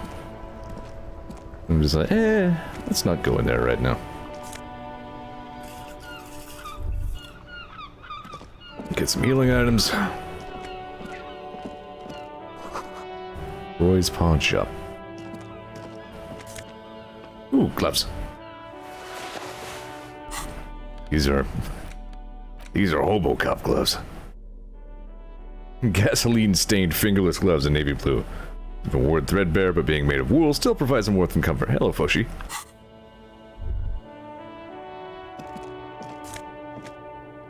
Tear. This is a game about going around and picking up litter. No. Water lock out of order until Wednesday, 7:15 a.m. Very specific. G'day to you, officers. Ooh, big thunder outside. If I suddenly explode, you know why. A burly man hangs out by the waterlock, carving up a generous serving of salami with an old hunter's knife. His eyes are fixed on the man stranded on the other side of the waterlock and on an enormous billboard that has fallen down the canal between them. First things first, what are you doing here, man on the waterlock?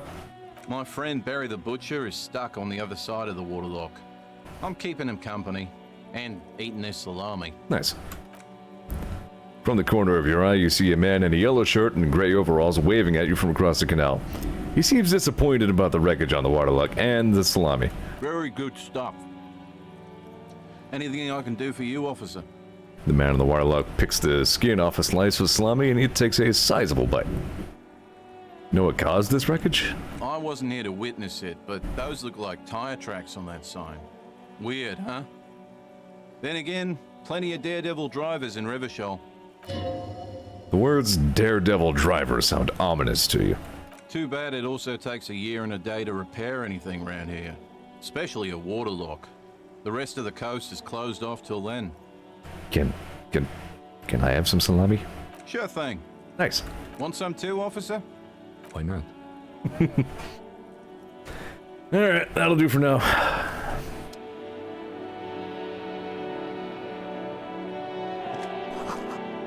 Barter sign down. Rip barter sign. A crumpled billboard reading Samaran butter soaks in the canal. Two ugly lines mar the bright countenance of the blonde boy depicted. What is Samaran butter? Tom says Fedkib. Whatever it is, the boy on the billboard seems very happy about it. Judging by the size of the impact and the parallel lines of the burnt rubber, the cause was probably a motor vehicle. I don't think I've ever passed this check before. That's a good view. Side slip marks indicate that the vehicle is traveling up the crater at 35 kilometers an hour. The black marks on the roof indicate that the vehicle vaulted from the crater to the roof of the shack. Awesome. The panel served as a takeoff ramp. The vehicle soared through the air, hitting the billboard and upsetting the posts. Then it continued its flight, taking the billboard with it. Whoever did this was obviously awesome. The sign broke the vehicle's fall into the canal. The Samaran butter billboard still looks freshly painted, suggesting it took the plunge recently. Within the past 72 hours. Oh, look at the opposite bank. Still speeding, the vehicle made a loop and vanished into the fog along the coast. What was the model of this phantom vehicle? I don't suppose it was a Caprice Kanima. There are two good candidates, the Caprice 40 and the Linea G22. It's about the right size. The tire marks look like they came from the skinny tires frequently found on that motor carriage. Could be a Linea very sturdy but light motor carriage, more likely than most to survive that jump. Alright. Oh, there's a good storm going on out there. Makes me nervous. See Daisy investigating. Drawn by like the sound of the rain on the AC unit. She's like, what's going on over there?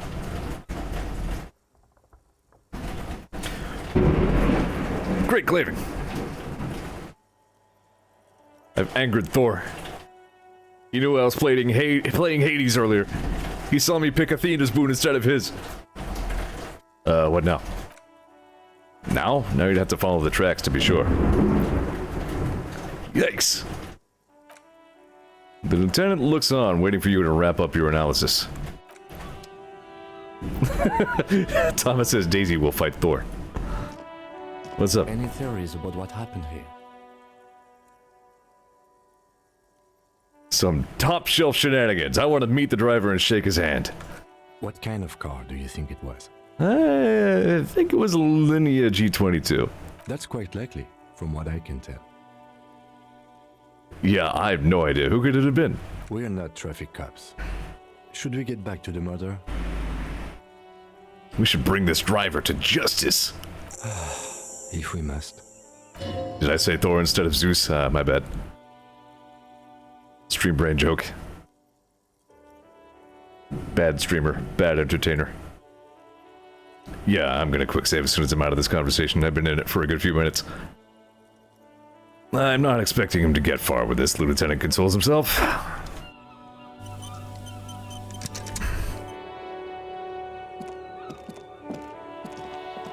Daisy would fight Zeus too, absolutely. Kick Zeus's ass.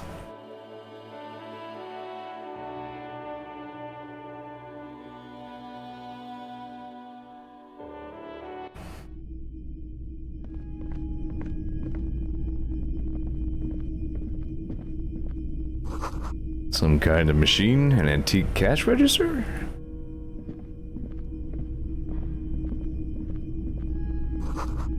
Mostly military wear with a few more eccentric fashions thrown in. And just like that, I think the thunder's over. In the dark, a film projector is whirring away. Bust of a woman. Plaque simply says DEI. I think I know who that is.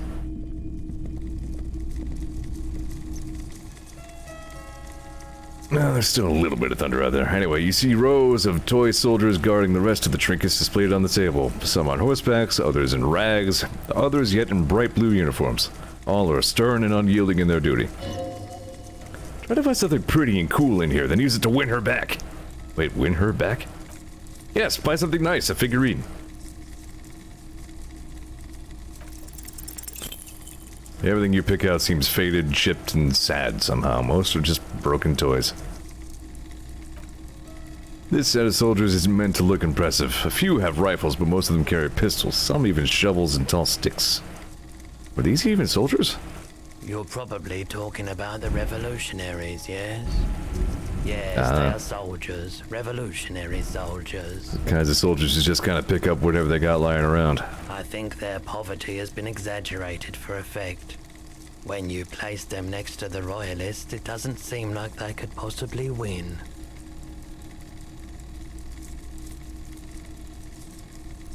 It's possible to win against the cohorts of capital. Ask my friend Gart, whose bitch it made me. Okay. I don't like either set too much, to be honest. He seems to have his own take on the conflict played out in perpetuity by these toys. Might be interesting to find out what it is. Maybe not. Like, there are so many rabbit holes you can go down to this game. Sometimes you gotta pick some. The typical Martin-esque streetlight sits among a sort of floor and table lamps. The light pole has been carefully cut and the wiring has been redone and attached to a standard indoor plug. The light buzzes faintly but persistently. This would make quite a statement in your living room. Where did you get this? It was brought to me to be altered. We are not here to investigate the theft of city property. You have to admit it's rather clever what he's done with it. How much for the streetlight? 700 real. A bargain, I dare say. 700 sounds about right. Imagine it wasn't easy sawing off that street lamp. Hey, I don't know where it came from, but it's not every day you get to buy and sell something so extraordinary. You can actually buy the street lamp for 700?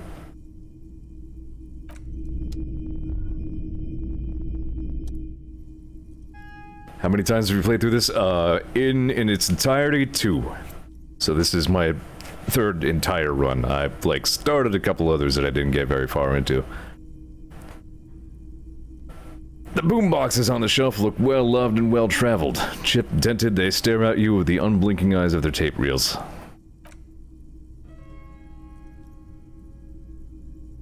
Yeah, I'm sure there's a way to talk down that 700 price tag. One especially catches your eye. Deep gold and amber plastic with a big old handle on top. A classic boombox that says Stereo 8 approved. This is you, gold and orange, a sunset suite. Just make sure it works before you buy it. What I really want to know is, could this device come in handy in my police work? If police work means playing tapes, sure. It might. You can use it for that. Or any other time you'd need to play a tape.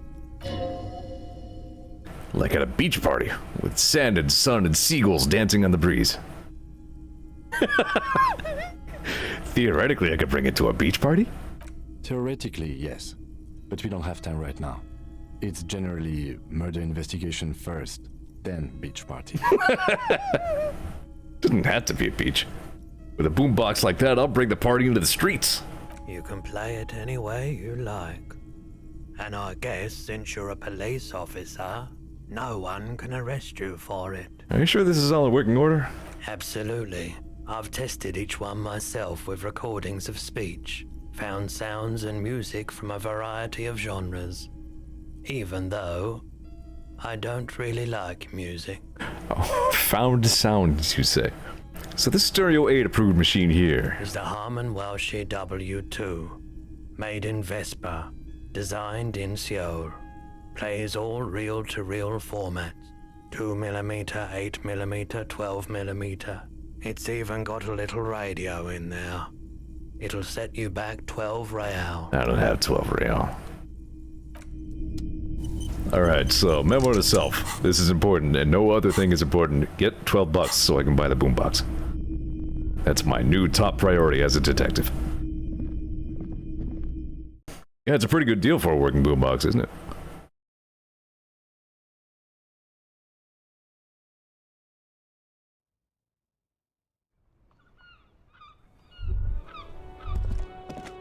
We're just, that's what we do around here as police. We just kill some time. Because I tried to jump off a cliff and I wasn't very good at it.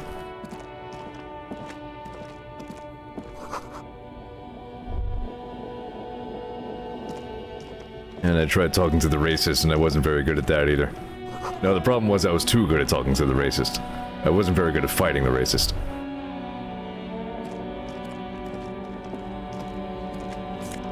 Yeah, tear. Gonna get that boombox.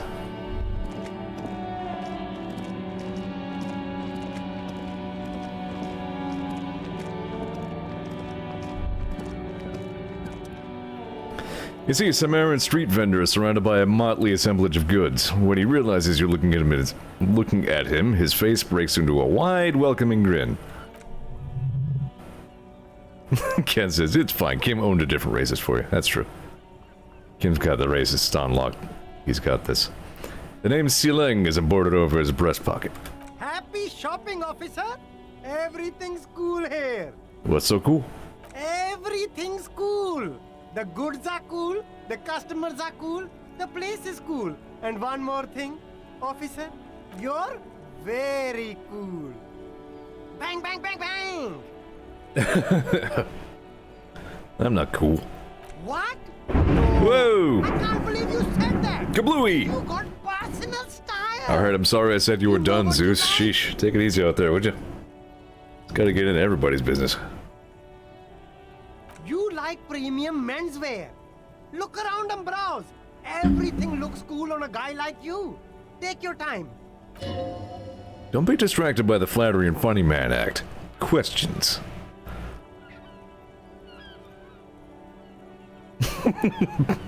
What kind of stuff are you selling here? Only the coolest goods in Revachol. I've got sneakers, speakers, extremely comfy pants too. Try them on right here. No shame, only freedom. Where'd you get those comfy pants? I'm an entrepreneur, officer.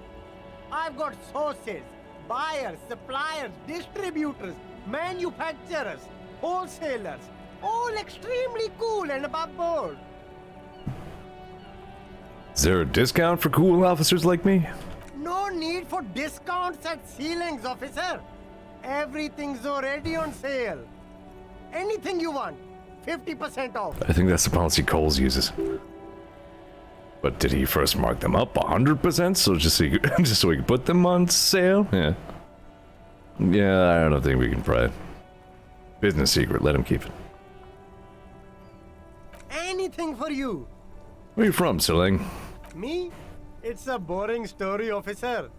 Who cares about the past? I'm all business now. All Revachol. Well, you're not a local, are you? Very sharp, officer.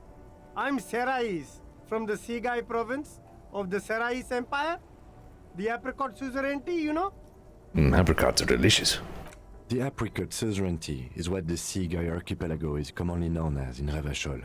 It's a bit of a fraught term, I'm sure you understand. No, apricots come from Seaguy.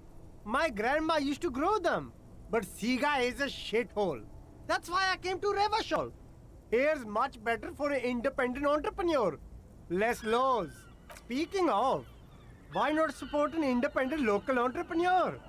I send half my profits back to my grandma in Seaguy. Well, if it's for his grandma, he should buy a lot of things. Because his grandma got brought up, I have a worse chance to pass the give me some money check. I'll look around.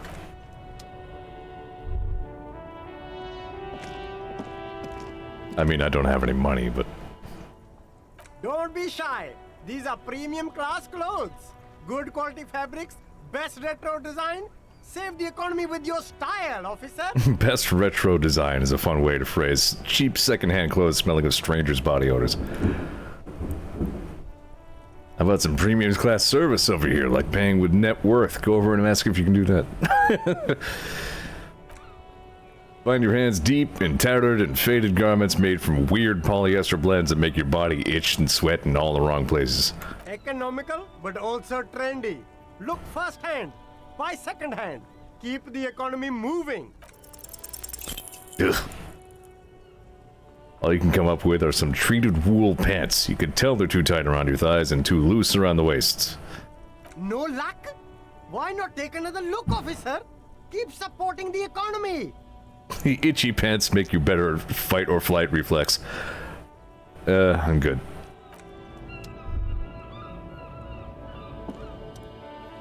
Fallen sneakers on a pedestal of speakers. You see two lowly, defeated speakers. Thralls, slaves basically.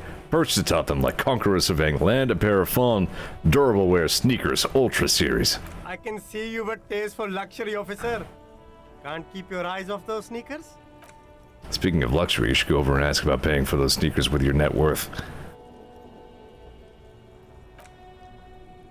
These once respectable speakers have been conquered, reduced to a mere prop by the indomitable fallen ultras atop them. No, don't look at the speakers, officer.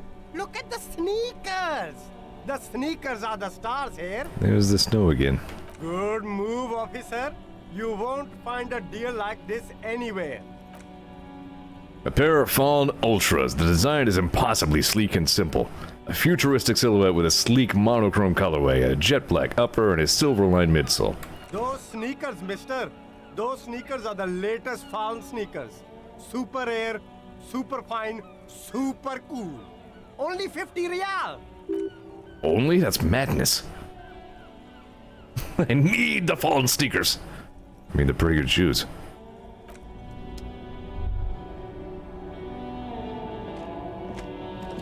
I'm a sneakers guy myself. Makes sense for an IT dude. I mean, which I used to be. You like sunglasses, officer? I've got the latest styles right here. Ender takes a pair of sunglasses and sticks them under your nose. Stylish shades, huh? They'd be more stylish if you paid for them with net worth. What's with the net worth thing, Stab Warfare? Abort! These are hideous! What's more, they don't even fit your face. You can feel them pinching your nose and chafing against your brow. Damn, officer! You look like a mega secret spy! Very secret. They're practically made for you. I'll let you have them for 2 real and 50 cents. Ugh. No, you are definitely not buying those. You're right, I'm too sensible for those. Are you sure? But they look so good on you. You should think this through, officer. Let's see what we can find. These are all boring third-rate ho-hum sunglasses made of cheap Cerise plastic, the kind of plastic that melts in the sun. Those UV stickers are almost certainly just there for show. If anything, these lenses probably direct more UV light into your pupils, a UV magnifier. These are all first-rate sunglasses. Premium design, superb material, very cool, UV resistant. These will definitely keep your eyes safe and cool while doing your dangerous police work. Yeah, no. Damn. Conceptualization is good. There's some overlap between psyche and intellect. You'd think of conceptualization as maybe a little bit more of a psyche skill. No, psyche is more like metaphysical stuff. This conceptualization, I guess, is more of a intellect or wisdom check. Yeah. All you find is this lime-colored cellophane visor, produced by a bargain sportswear brand called Amphibian. Apparently, there's a malformed green frog on its bent cap. Oh, that visor is perfect for you, officer. It'll definitely keep the sun out of your eyes while you're shooting criminals. Bang, bang! And all for a mere 6 real. That's a little dark, Silang. Gamma, are firefights something we should be prepared for? I hope not. Conceptualization, I think stream brain disables, says Thomas. Definitely an intellect brain thing. That makes sense, yeah. I think intellect is maybe the skill of mine that suffers the most during streaming. You don't like it? Sure, Square Joe. No problem. Let's get you some real shades. I kinda do want the froggy visor, but I need to save up my money so I can get the boombox. We'll see how much tear I get.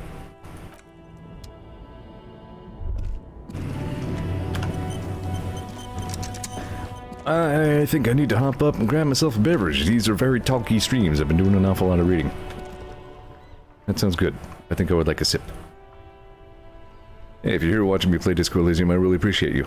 I enjoyed this game a lot. I hope you're enjoying it. Even if you're doing it low-key. That's cool. Take it easy. It's Chill Thursday. Be right back.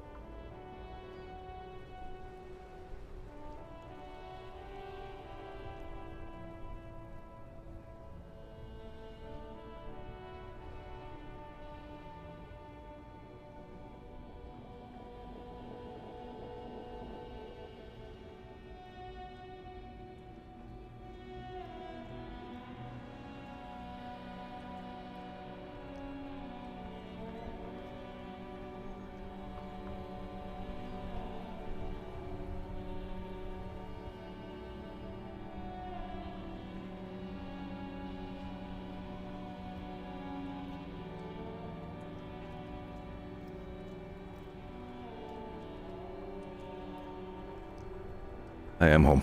I got juice drank. It's one of those, like, 24 kinds of juices in one kind of drinks. It's like tropical explosion drink.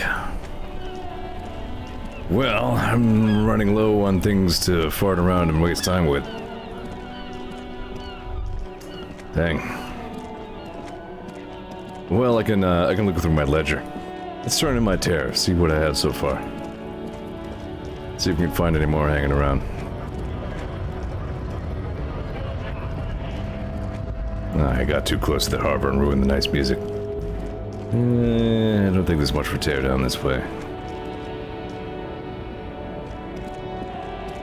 I believe you get like a bonus to tear income if you're a hobo cop. But it still doesn't really amount to that much. Morty. I was watching a stream from like 2004 or some shit, an old Vinny stream, where he suddenly belched right in the middle of a word. It was very unlike the Vinny of today, really caught me off guard.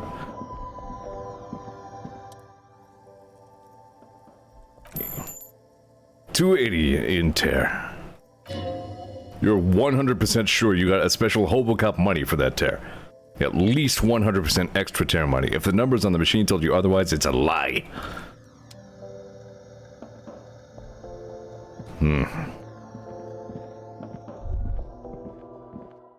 Apparently my electrochemistry skill is low enough that it didn't demand almost immediately that I find cigarettes, so I got that going for me.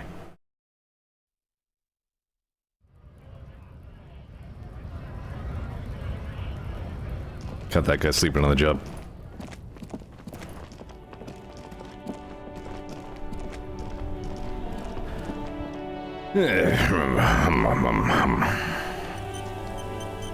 Alright, let's take a look in here.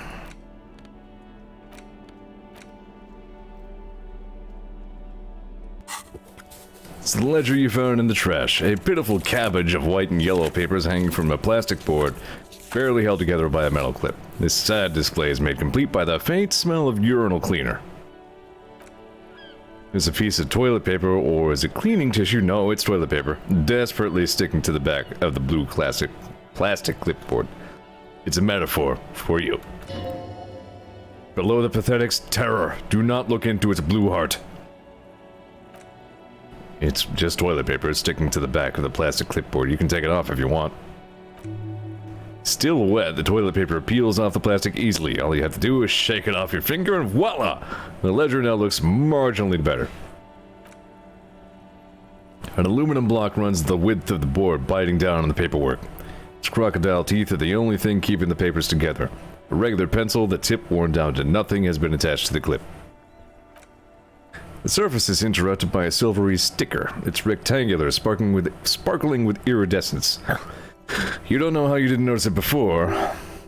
It is similar to the RCM watermark on your blazer the lieutenant mentioned. Didn't he say something about the headlights of the motor carriage, that you can read these there?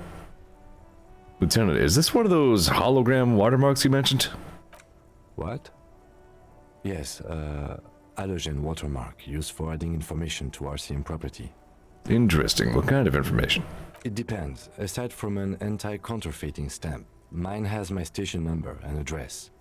The information varies by date of issue.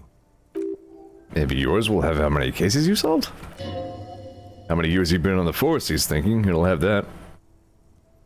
Interesting. What kind of information?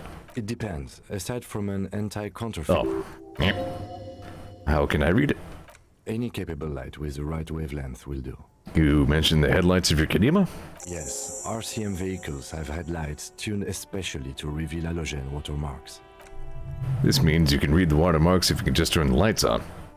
Okay. I don't think that'll do us any good while it's still daylight. Browse the white papers. They're not exactly white, they're yellowed in patches by sunlight and alcohol, and covered in dense blue handwriting. Ink escapes into watercolor patterns, reaching its tendrils across entire pages. The paper itself is checkered with faint red lines forming short paragraphs. Once in a while, there's a red stamp that exclaims, "Case files, commit to paper." The case files themselves are plenty. You count more than 100 sodden, crumpled up, earmarked pages falling apart in your hands.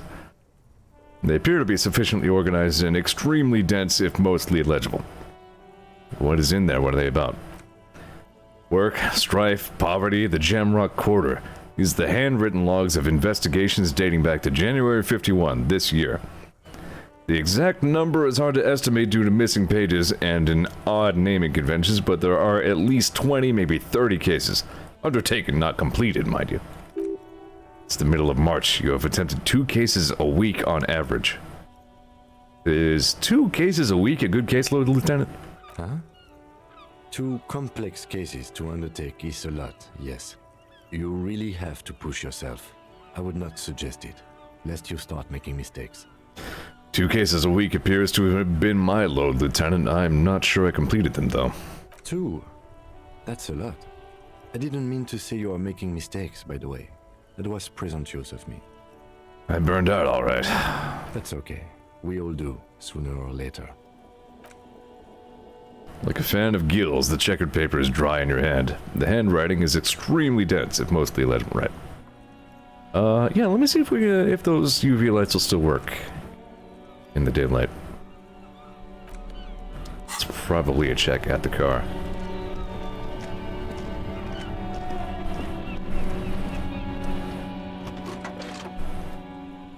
Okay, man, we turn on the headlights.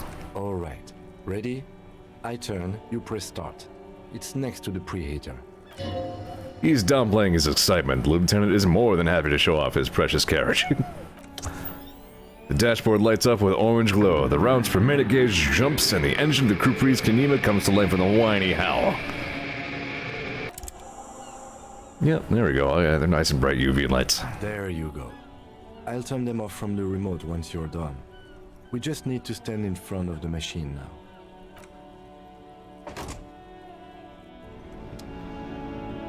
Yeah. As you hold your ledger's clip under the headlamp, an iridescent hologram appears, a streak created in the veins of a great river. A familiar sensation washes over you. There she is. Revachol West. There's a note of pride in the lieutenant's voice. Around the borders of the watermark are dozens, no hundreds of micro-perforations. The rectangular watermark is overlaid with the logo of the RCM, and yet the major arteries of Revachol are all recognizable. They shimmer in the Kanema's headlights. Wait, look around you. A rat brazenly darts past you and disappears amongst the stopped lorries. In the distance, a child somewhere shrieks. A woman reprimands her in a voice no quieter than the child's cry. Ah, Martinez. Where are we on this?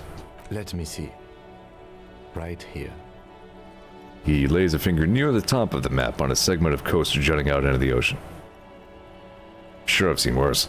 Oh, yes. Coal City. Le Royaume. The burnt-out quarter. Ah, let me see. Right here. Oh, yes. There are many perforations, and they are divided into 3 separate rows. The first row has 18 dots. The next is the longest. It runs all the way around the border and then some. There are so many it's hard to count. More than 150 at least, maybe even 200. The last row has 3 perforations. That's it. Kim, what do all these holes mean? Those are perforations. They represent your record as an officer of the RCM. They are your statistics, as it were. I should have guessed you'd keep a record. Officers often do. Let's take a look. The first row represents your years of service. 18 years. Okay, not bad at all. What did you do before you volunteered?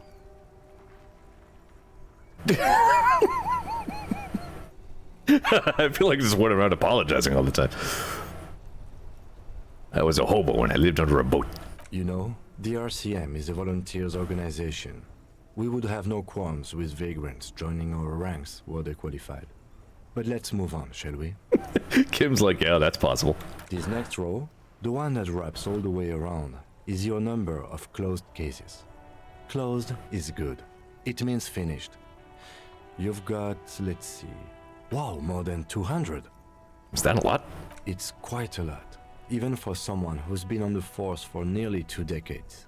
Usually, clearing more than 10 cases a year puts you in the 90th percentile of all RCM officers. Unexpected plot twist, this drunk amnesiac asshole who doesn't even remember his own name, could barely get up off the floor of his destroyed apartment, didn't even remember he's a cop. Turns out to be a fucking good cop.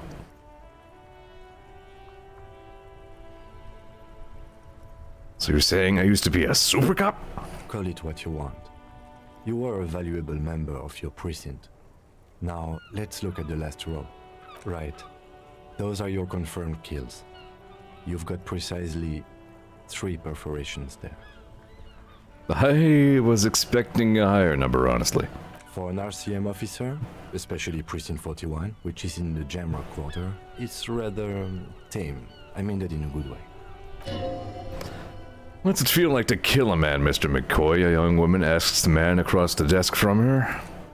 Honestly, babe, says John McCoy, crossing his ankles over said desk, I don't feel anything anymore. It's just like brushing my teeth. I do it once or twice a week and don't really think about it. There's no trace of guilt in his voice. There are certain officers who treat their kills like some kind of ghoulish game. If they do happen to solve a case, it's usually by accident. It's obvious the lieutenant doesn't think very highly of these officers. But it seems as though you are, or at least were, one of the good ones. So we have that to be thankful for. Have you ever killed anyone, Kim? Yes. He declines to elaborate. It's not a problem for him to state it, however. How do you handle the strain? Everyone has their own method of coping, some more effective or self-destructive than others. He gives you a meaningful look. Personally, I find it helps to keep up a few hobbies. Like what? Oh, this and that. Let's not get into it now. Maybe I should find a hobby? Why not gardening? You've already got the gloves. It's meant in earnest. Please don't mistake it for a jab. Thanks. This. Okay, let's go. Right. I'll go turn off the lights.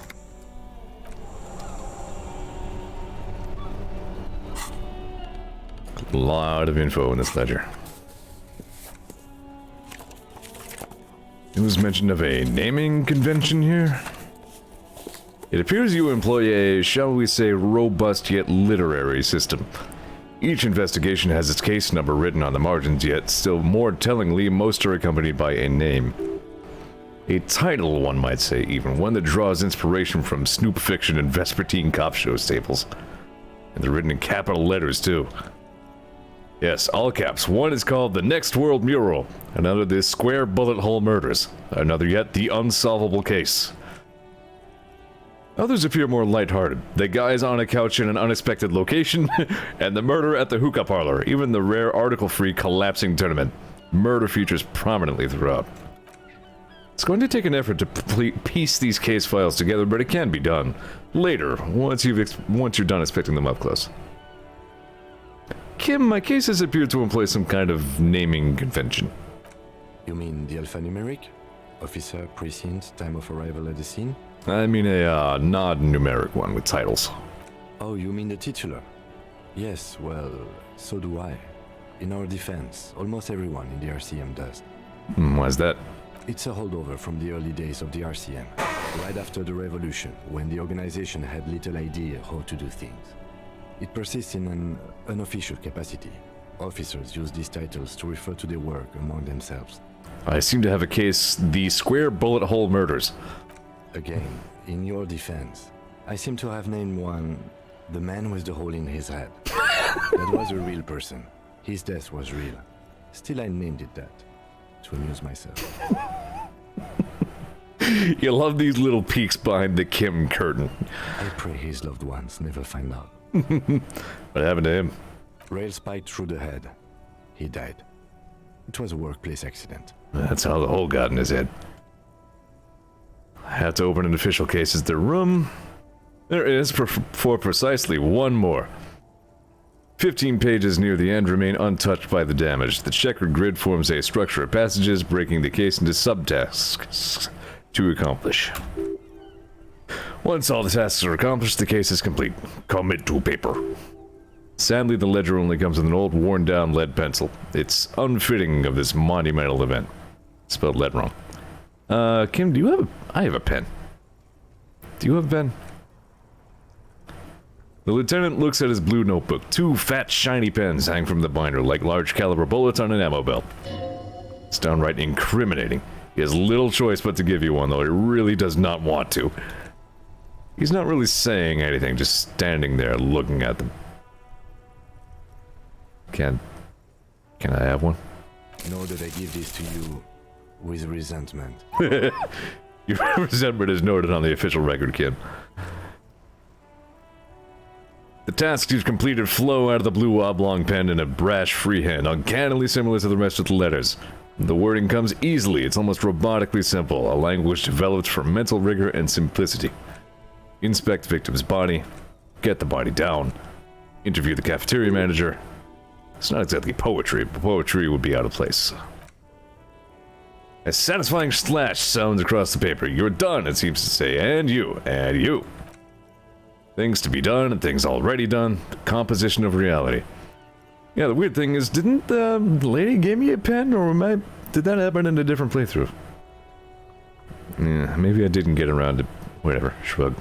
I guess I don't have a pen. I had to take Kim's pen. I wield Kim's instrument. Things to be done and things already done. The composition of reality. This is an extremely useful tool for a detective of the Citizens Militia. Now all that remains is to name the case. Lieutenant, have you by any chance named our case? No, actually. Any ideas? The Furies are at home in the mirror. Furies. Yes, well, I don't know. I have to be honest, I'm not experiencing the internal strife that refers to. And also, could you make it less poetic somehow? Just a normal case name, you know? Think, what would that be? A good normal name. Ken says you barely talked to her and decided to talk to her later, and I guess you forgot to do that. That sounds like me. Yeah. That's a shame. Yes, you know what the normal is. Anything. Shit on a stick. The Hanged Man. Great. That's great. That's actually what I was thinking too. The Hanged Man. Good, strong name. We have a very good name for the case now. I'm going to start calling it the Hanged Man. It's good we sorted this out. Not expecting these. Oh, I have a very good chance to read the case files. It's possible, yes. Easy, no. You need to come up with a small archaeological system to reorder the remains of your past works. At the moment, all they do is fall apart in your hands. Some dates and the numeric touch of the system is all you have. In the back, you see thin, translucent copier paper, some neon yellow, some bright red, all covered in boxes like marching armies. These look like official forms waiting to be filled out. Kent says I did all of this in Kim's journal and not mine. Wow. Hey Kim, just give me your journal. I'm just gonna write in it. Shit on a stick. Commit to paper. Waiting to be filled out and then rip them from the binder and hand them out according to type of form. What types of forms are there? 3. Topmost are misconduct fines, the middle ones are station calls, and the bottommost are field autopsy forms. Each is easy enough to make sense of. You don't have to be an intellectual giant to do police work. Misconduct fine, a monetary penalization ranging from 20 to 250 real. Severe cases allow for 1,000 real, but that requires special paperwork. The details of issuing these fines are spread out over the rest of the fields. These are quite sinister in tone. They give a date and time for the person to appear at the specified precinct police station. Below the call are the criminal charges you risk by not appearing.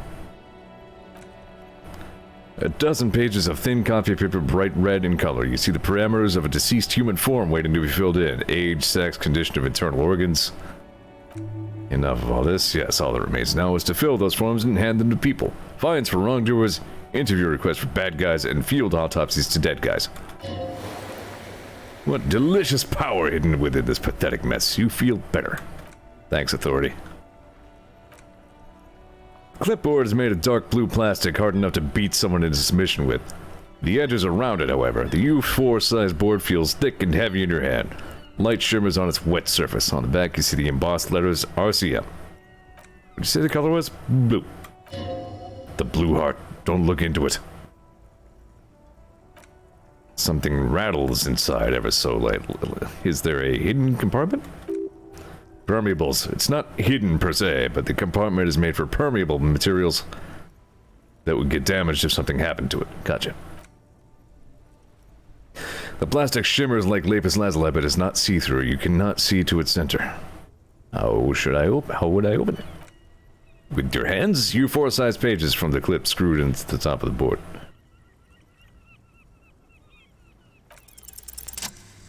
I was getting ready to say, man, I'm getting some D&D dice rolls today, but now we're doing a hit or miss. The two sides of the board appear slightly misaligned, like a jar that's come off the sides. If you bend the plastic on your knee slowly, the slides snap back into place. Should be possible to just, without resistance or sound, the two panels move against each other. The compartment is now open. 2 ticket stubs and a handmade postcard. 2 octopuses are smiling, reaching their tentacles out towards each other in the colored pencil drawings. The tickets permit access to a zoo in Revachol East. The aquarium costs extra. He's let you go there too. The thin wax paper has been glued to a piece of cardboard. Sounds like leaves rustling when you pick it up. You see violet flowers, floral patterns, and patches of glue. It smells of chewing gum, apricot flavored. Touch of cinnamon, the end of summer. You would think the label says Tutti Frutti. Ugh. Familiar handwriting lines the inside of the card, looped round letters in a woman's hand. A young woman in her 20s. There's care, effort, and a smile, you think. But it is not something you could read from someone's handwriting. Harry, it begins you're already reading. I wanted to write you a letter so you can read it when you wake up. Maybe it will make you happy. Throw it away, please. Your hand shakes holding the card. Every morning when I step out and you're asleep behind me, it says, find a little piece of sadness in me. I carry it in my chest down Voyager Road. Every step I take, it grows. By the time I reach the fuel station, it has filled me entirely. I step on the light rail and I look back, sparks fall from the bow connector. I know it will be like this until late afternoon when I get off the 42 and walk back to you. You. Every step I take will get lighter. It almost makes me run. Sometimes I do. I can't believe I met you. I can't believe the happiness I feel with you. You always have a vast... I don't know. I read always wrong. You have a vast, vast soul. And will always, always, always come back to it. Kisses, kisses, kisses. You feel the air sucked out of your lungs and the blood sucked out of your head. Everything around you gets dark. Small white dots appear. You feel the ledger slip from your hand. I don't want to hold on. I'm good.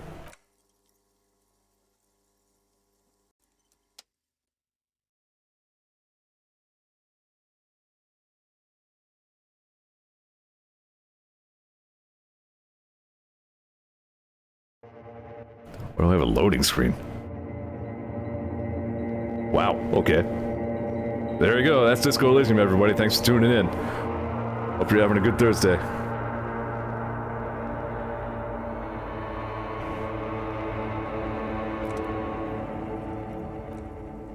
Yeah, that's like actually... that's actually the end. I'm in a time loop. Shit, how long ago did I quick save?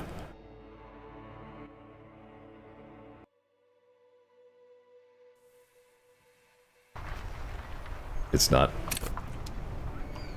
Well, then it faked me out pretty good, didn't it?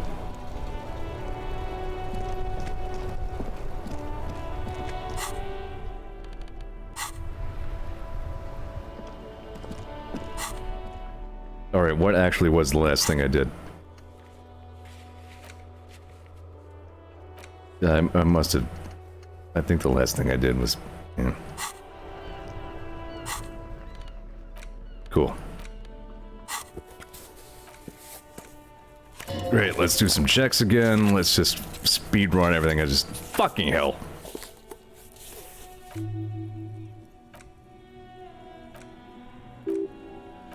What? It depends. Any case, yes. Okay. That's fucking dumb. Yeah, thanks for the fake out game. That was cool. Huh? 2. That's a lot. That's okay.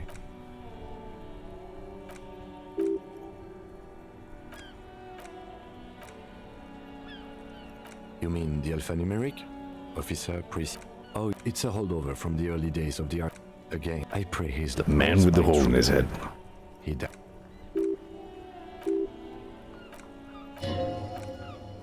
Nor did I give.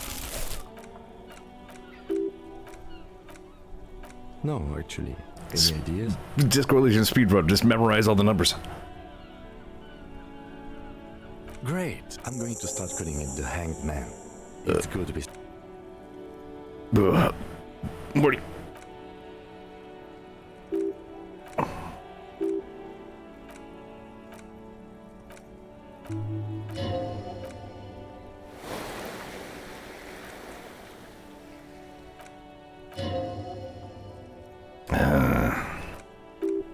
So I do want to get into that compartment.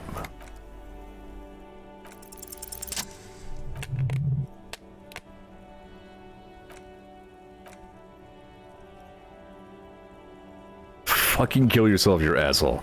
I think we're good. Why don't we go ahead and close that compartment and leave it alone? Smell the ledger. Actually, you know what? Fuck it. Let's actually do that. Like, well, hang on. I gotta do the halogen watermark check again. I just want to redo everything I did to make sure that the game registers that I've been through all that dialogue. It could be important later on. There you go. Everything's important.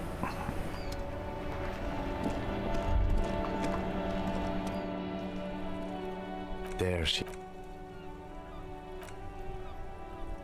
Let me see right here. Oh, yes.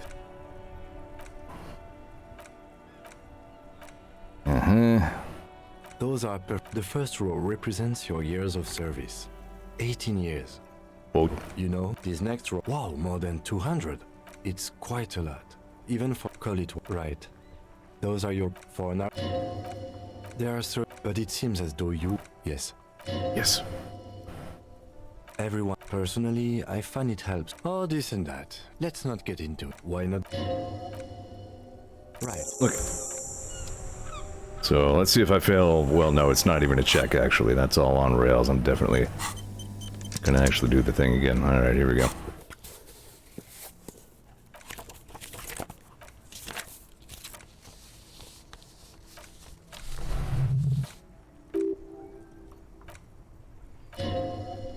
The fucking letter.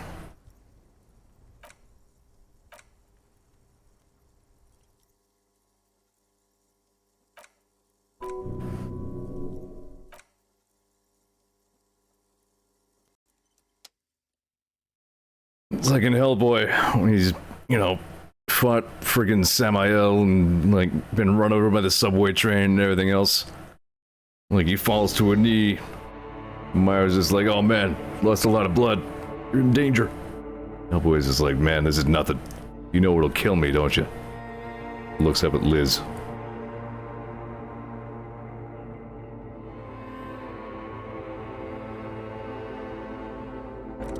There's nothing. Again. See, if I'd gone even one line further, I would have known this is a fake out. Womp womp. That's plain stream brain. It's a Thursday. What do you want from me? Well, almost nothing. There's the ground below you. That's still there. And this small light that's on, fluttering somewhere in basal ganglia. That's me, Blue Eyes. That's me. And who is that? Who is what? He speaks of the sickening longing, the unwell emotion.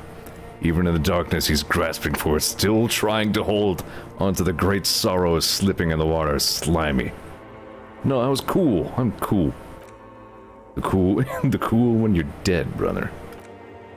Here in the paleo-mammalian cortex, we call it the shadow. Because it's always there. Was that the X something? The bloated corpse of the past resurfacing? Yes, that. Don't prod at it, it'll start moving again. Just lie there. You think they would let you until you disintegrate into biomolecules? No, someone is breathing on your face now, inspecting your pupils. Stupid idiot. I don't like the Limbic's voice, it's kind of annoying. What's that? It's cold. Yes, they're pouring something on you, something in you, and it's delicious. Glowing lights on a dashboard emerge out of the nothingness. Where am I? In the upholstered cabin of Lieutenant Kitsurugi's motor carriage, seated in the driver's basket. The air is thick with leatherworks and heavy fuel oil. Cold water runs down your chin. Drink. Water. I don't want There is to. no use arguing with me. You will die if you don't. Drink. There really is no use arguing with him. This is him exerting the reserves of authority he usually withholds. You can't even try to resist. All you can do is... fine, drink them. The water is cold, silvery, the stuff of life itself as it pours down your parched throat. The pounding in your head recedes, the darkness parts. Drink. You haven't drunk water in 2 days. Did you know the human body is not made to survive on alcohol alone? You need a secondary form of hydration. Hey, there are some places in the world where the water isn't drinkable, so they only drink beer. You down half a liter of cold water. Some of it spills in the driver's seat. The lieutenant pays no heed to it. What happened? I came in contact with the burnt-out ruins of the past, Lieutenant. That does sometimes happen. You dropped these. Are you okay to proceed? Yes, sure. Good. Well, I had a little flub there, but we persist. The same ledger you found in the trash, only worse somehow. Makes you think about the letter, about the woman's handwriting, about not wanting to get out of bed in the morning. That's interesting. Also Kim's pen. It's worth 28 cents.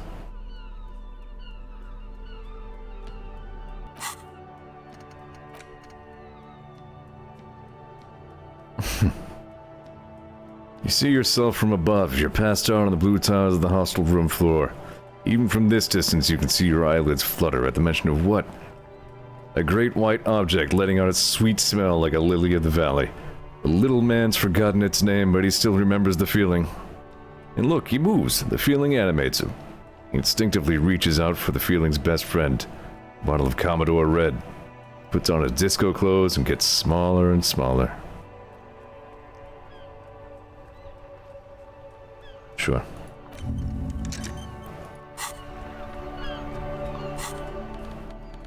So, I mean, I can just carry this around now? Wait, it's the... hold on. It is now the ledger of failure and hatred. Anyway, I can read my case notes now. You can piece them together using the alphanumeric code on the margin. Begins with HDB41 and then the date of initialization and the date and time of arrival on the scene, followed by the title. For example, yada yada, the next world mural. What the HBD? What those officer precinct? Why, yes, your precinct number is 41. HDB. Every last alphanumeric in the files begins with it, and these are your case files. It's safe to say HDB are your initials. Haramdarjan Binzikid? Yeah, no. How long does it take to read a case? It takes about half an hour to piece one together using the system you devised. When do you want to start? This one is relatively easy to reconstruct. Overnight on 1202, a graffito, nay a mural, appears in the 8-story tenement overlooking central Jamrock. The building is a sparsely inhabited ghost tower, part of a failed real estate development called Grand Coron. The mural is enormous. 2 silhouettes, a man and a woman, are kissing. The text cut into their forms reads, "True love is possible, only in the next world for new people. It is too late for us. Wreak havoc on the middle class."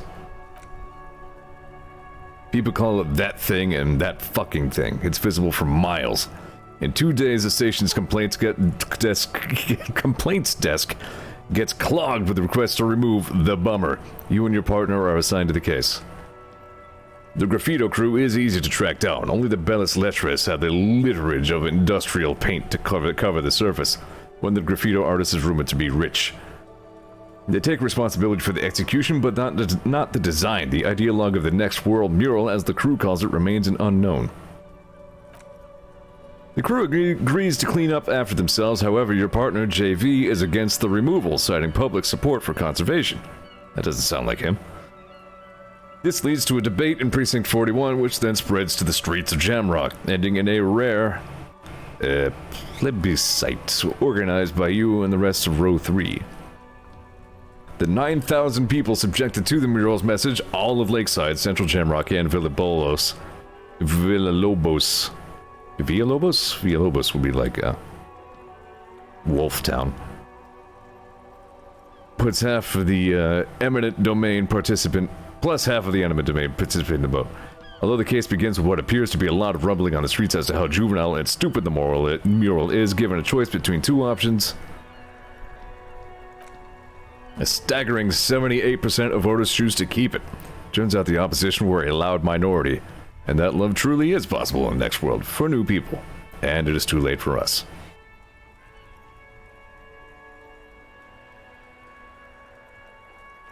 The middle class is not to be blamed, it's human nature. Did anyone ask what you believe in, man, with this smelly toilet ledger? What do you want to tackle next? Shut up, voice in your head. The Unsolvable Case, aka Leslie and Burke, aka the Public Indecency Drunk and the Property Damage Drunk, is a cursed case. It has been passed from unsuspecting officer to unsuspecting officer for 10 years. On January 29th, the unsolvable case made its way to you. Why you accepted it is unclear. Every officer, and indeed most civilians in Jamrock, know it's unsolvable. Leslie will always take his pants off when he's drunk. Burke will always trash everything. It's just what they do. It is their nature. You cannot change the nature of a man, and you can't lock them away because public indecency and small-scale property damage are not punishable by incarceration. The only way for Leslie to stop displaying his genitals and for Burke to stop attacking things would be for them to stop drinking alcohol, which in their 40s or 50s, it's hard to tell because the disordered features is a medical improbability. Couldn't we just keep them off the streets? You would think that, but you're wrong. Where's the fun in exposing your genitals or breaking stuff in your own home? No, Leslie and Burke are on the corner of Main Street and Perdition because that's where the action is. Can you keep yourself off the streets? Anyway. Threatening fines, dragging them into the station, locking them up in the hellholes they live in, locking them up in the station, hypnotherapy. Even trying to get a local gang of Zemliakis to take them out. The Zemliakis gave them ethanol so Burke and Leslie would expose and rampage even harder. You tried it all, but still the complaints wouldn't stop, as they hadn't stopped for 10 years. It's plain to see from the files that you, Satellite Officer JV, and Special Consultant TH had more important cases to attend to. You will cover cross-reference to several ongoing investigations, each brought to a standstill every time you drive down Main Street, because there they are, on the corner of Perdition, and what is Leslie doing? He's the public indecency one. Good, you're learning. If the files are to be trusted, that's all there is to it. That and Burke breaking things, and the fact that they're both drunk, but then again, so are you. The case becomes considerably less comic one day when Burke takes a swing at your ledger. He must have confused it with the property he likes to damage, but the joke's on him. You're drunk out of your mind on potent Pilsner. You slam the hardened plastic board in his face. Then you proceed to beat him unconscious with it. In the process, the ledger sustains damage. The compartment within, reserved for permeable documents, is jammed shut. You stopped your assault on the now unconscious Burke to open it, but are unable to do so. The officer began to cry, reports Leslie, who at this point is tending to Burke. He came at us, and I think he was trying to kill Burko. While trying to kill Burko, you slowly come around. The permeables compartment is open. You smashed it open on poor Burko's kneecaps. The good news is Burke can't walk anymore. Can't get out of his apartment, and invalid. With Burke to tend to, Leslie cuts back on the indecent exposure. Maybe he flashes his genitals to Burke, who knows, but both drunks are off the street. The complaints stop, the unsolvable case is solved. Level up? Yay! Which is also why the officer responsible narrowly escapes a disciplinary hearing. The end. Cool. Jeez.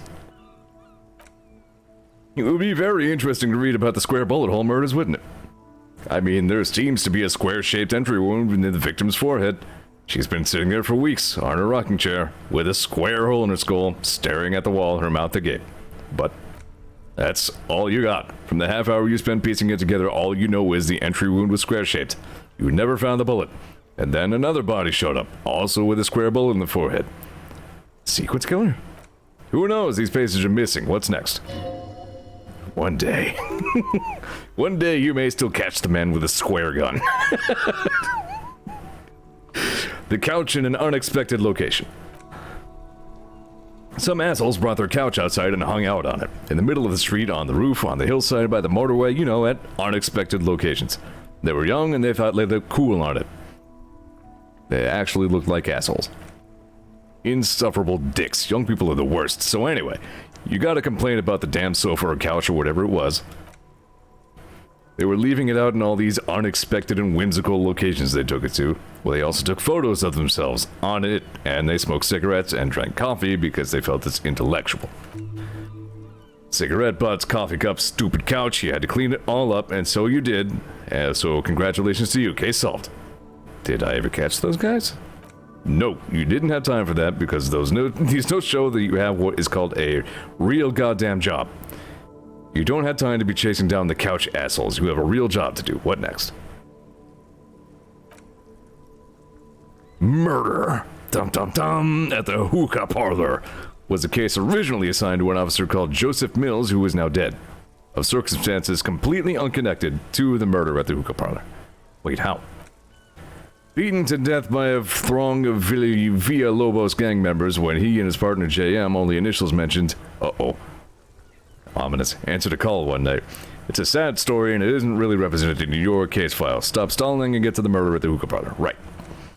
Joseph Mills was on the case that he just couldn't solve. Was doing a solo, said it was a real nutcracker, a real brain twister, was on it for like a month. The captain got impatient, shit, get off the pot, Mills. Mills didn't get off the pot, not yet. He kept at it for a couple weeks more, racking his brains, running with every theory as outlandish as they seemed, still couldn't solve the murder at the hookah parlor. Tough case, he said, toughest he's ever had. Wait, was Joseph Mills a good cop? No, he was awful. Awful sense of humor, too. The worst jokes you've ever heard. Really rapey. Still, he'd been on it for months now. Said it was the final case. Said it was uncrackable. The murderer vanished into thin air. That goddamn hookah parlor was all he talked about. Okay, so the case is handed to you because Mills isn't getting anywhere, and you look into it. Here's the setup. A young man is found dead in a hookah parlor. You know, those places where you go and smoke bubblegum-flavored vapor all day. Really stupid. Yeah, so anyway, young man in his 20s, found with his skull busted open right on the floor of the hookah parlor in the middle of the day. No one else is in there, only client that day. Perfect health, too. Some kind of movie producer. No one enters, no one exits. He's just sucking on his watermelon hookah all morning, all noon, like he usually does. He's a regular. No calls, nothing, just sucking on the hookah till 15:45, then bam! Dead on the floor with his skull busted open, blood everywhere. What happened? How can it be? Mills has no idea. Invisible assassin. Movie deal gone sour. Girl at the counter did it. Nothing fits. Eerie, man just dropped dead. So you go to the parlor. You see the cushions around the table. Table's low, heavy, really sharp edge. Sucked hookah, stood up, passed out, hit his head on the table and died. See, you can't even read the thing without solving it. Yeah, it was just that. Turns out hookah does do something. Turns off your brain's oxygen supply. And you don't notice it until you get up to go to the bathroom. He must have sucked a lot of it. Yeah, he liked his hookah. Steven was his name. What was he doing there for 6 hours? Smoking hookah. Didn't you hear? I don't know. Trying to come up with a movie script, maybe. Anyway, that was the murder at the hookah parlor. Joseph Mills wasn't a good detective. About 30 minutes had passed piecing it together. Next. There we go. There's some case notes from our illustrious career.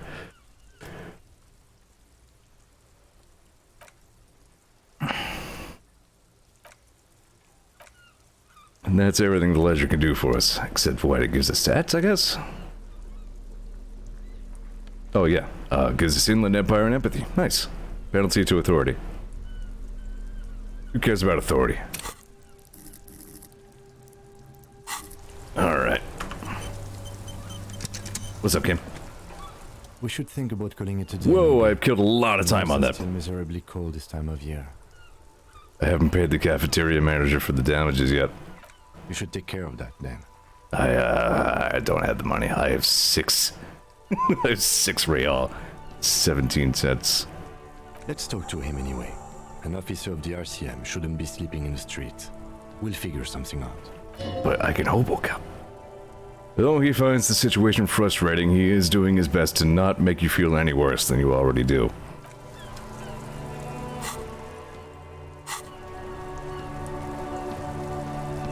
Fine, Kim. I wanted a hobo cup.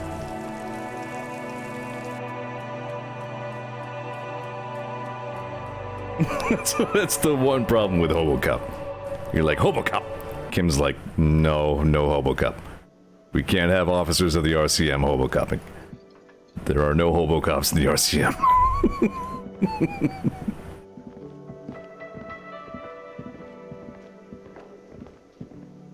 Can I help you? So, about that money I owe. Yes, have you got it? I was wondering if we could come to some sort of arrangement for tonight. Does that arrangement include you paying me what we already agreed you owe me? I understand your predicament as the manager. However... Help, Kim. I need an adult. I feel I must remind you that we are here to conduct an important investigation that also affects your business. Forgive me for saying this, but your colleague seems more committed to drinking, and I mean no offense. It's really nothing personal. I just have to protect the interests of this establishment. Hold on, I still have my key, though. Good luck trying to use it. He taps his foot against a metal box installed in the back of the counter. All the locks have an electronic component. They have to be unlocked down here with a master key before your guest key will open the lock. Tom says we also still haven't got the body down. Yeah, I didn't realize I was killing like a quarter of the entire day on my case ledger. Ugh. This conversation isn't going anywhere, is it? Not until you bring me the money.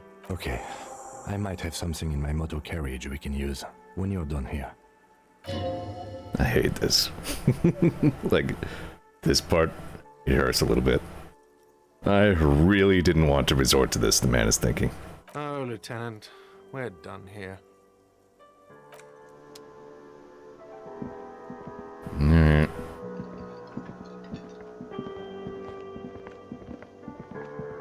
Like, I honestly, it is possible to not do this. I pulled it off on, I believe, my second playthrough, but for the interest of the stream, this is more interesting.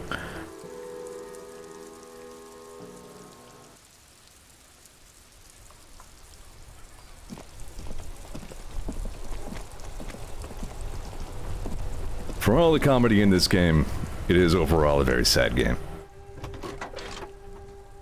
It's kind of the idea, really. I have something here we could sell. Look in the back, in the suspect transport enclosure. Transport enclosure? Regular people just call it the cage. The cage at the back of the motor carriage looks rather uncomfortable. 4 shiny hubcaps are stacked against the seat. Their silver edges sparkle in the dark. I confiscated these 4 a little while back. We can take them to the pawn shop down by the Martinez Canal. You know, what are those things? They are spinner hubcaps, frivolous things you put on your wheels. When the wheels come to a stop, the caps keep on spinning. There's no real use for them, it's just for vanity. A vanity he wouldn't mind. What do you mean you confiscated them? A couple of weeks ago, I stopped a young man for going slower than the speed of traffic. Turns out he was some coalition official's son and high. So you took his spinners? Mm-hmm. I took them and arrested him for driving under the influence. I get it. I would have confiscated them too. They're mesmerizing. That they are. I was going to take them into evidence, but they weren't necessary for conviction. He never asked for them back.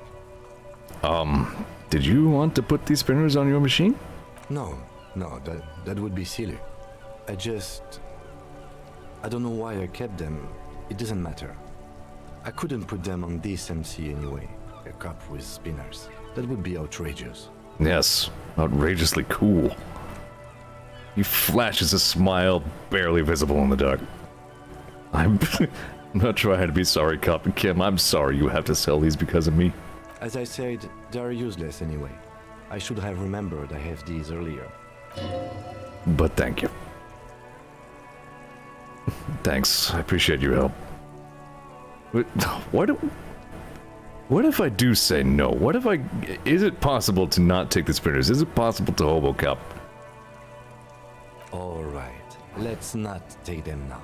Then, come back once we realize we have to. Have this conversation again, and then take them. Yeah, Kim's not gonna take this. I confiscated these 4 a little while back.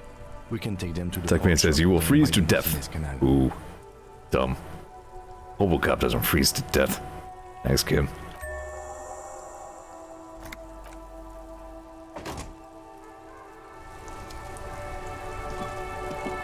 Need my smelly toilet ledger and my yellow plastic tear bag and my big yellow gardener gloves and my stinky disco pants. My green croc skin shoes.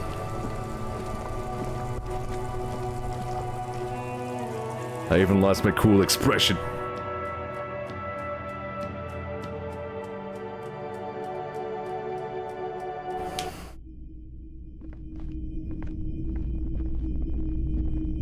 It's not often that I see officers from the RCM in my pawn shop. What do you mean? It happens twice a day. What can I do for you?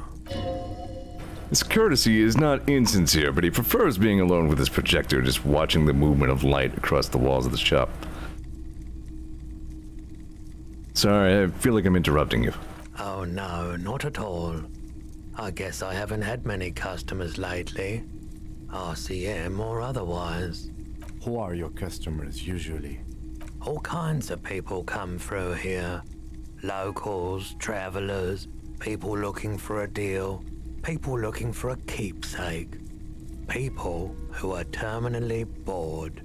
As you can see, I have a wide selection of goods for everyone to choose from.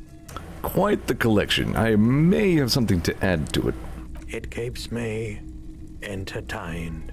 His attention is drawn once more to the play of light and the shadow on the walls behind you.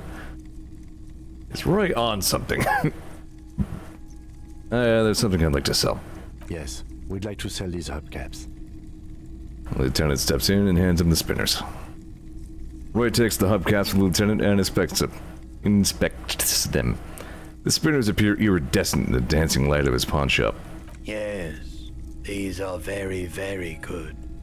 Did you defraud some foreign prince for them?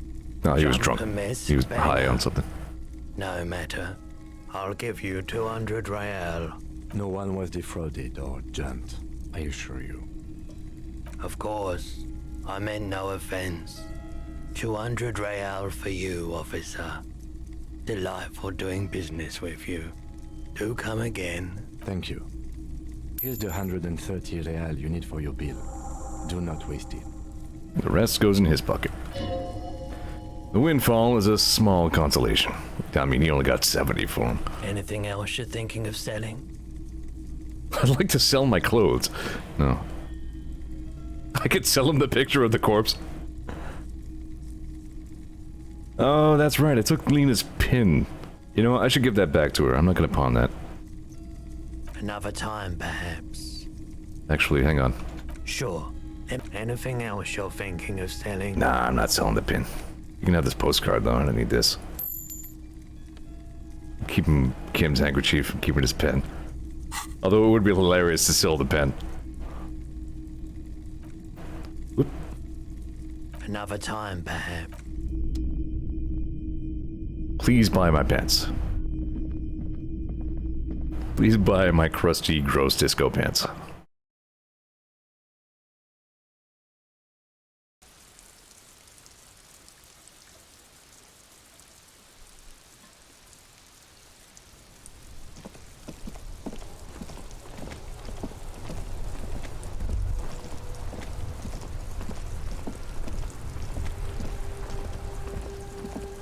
This is a long, quiet walk back to the Whirling Rags.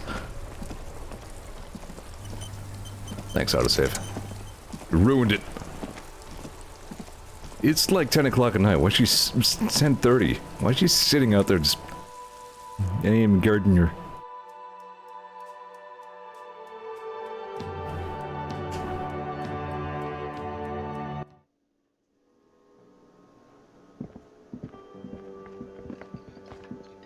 Hello again, sweetie. About your Hope you were pin. able to pawn that old trinket. I've decided not to pawn it. You should have it. Oh, thank you, dear. I confess, I am glad to see it again. Even the lieutenant seems happy with this turn of events. Now, what else, sweetie? Alright, later. I definitely talked to her. I guess I just didn't talk to her in a good enough fashion to get a pen out of her. Can I help you? No, that's not until day 2. Yes. Have you got I have your money. Here it is. Sorry for the trouble. Great. Thank you, officer. That's all I wanted. Payment for services rendered.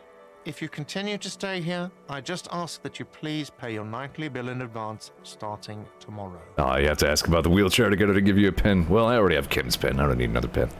Even if it is a gorilla pen or whatever. He's not sorry about his behavior for your sake. Now that you have money, he really wants to make sure you're not angry with him. The electronic lock to your room has been disabled till 9 p.m. tomorrow. Please pay for each night in advance starting tomorrow. 20 real per night. I'll take a room here too. Of course. Always happy to have officers from the RCM as guests. Anything else I can do for you?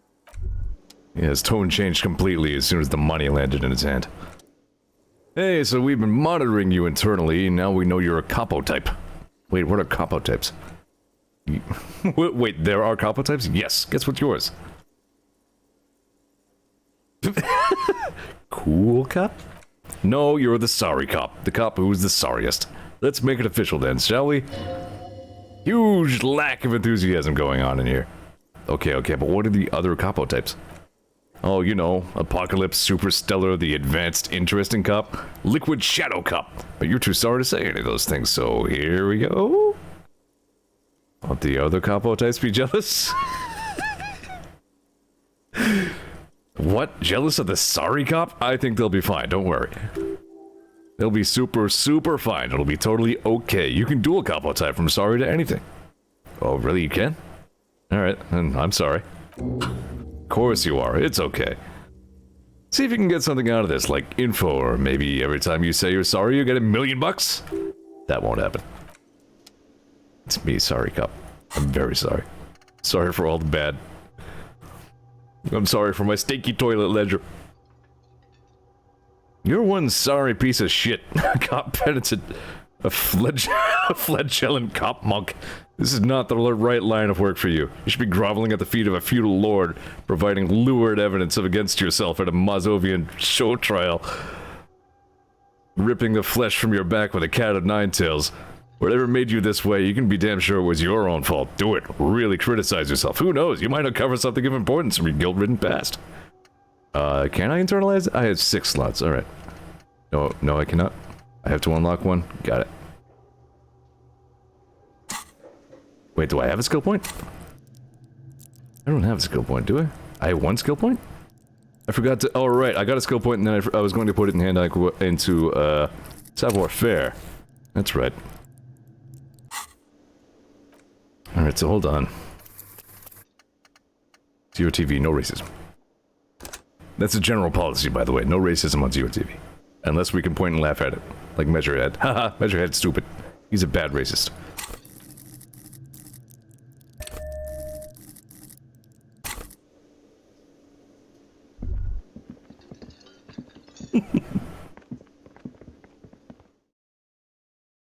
So yeah, the one voice said I can dual capo type later, so I mean...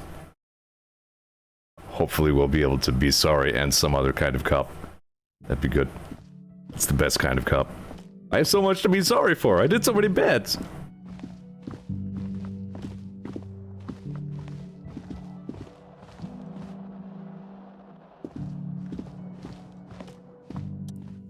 This is the door to the room you redecorated. Good night, Lieutenant. Just a moment. We should talk about our progress on the investigation. Let's go out to the balcony.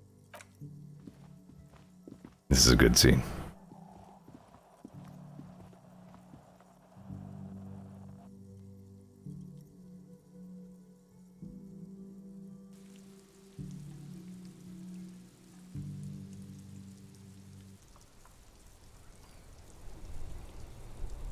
The air outside is brisk. The lieutenant is silent for a moment.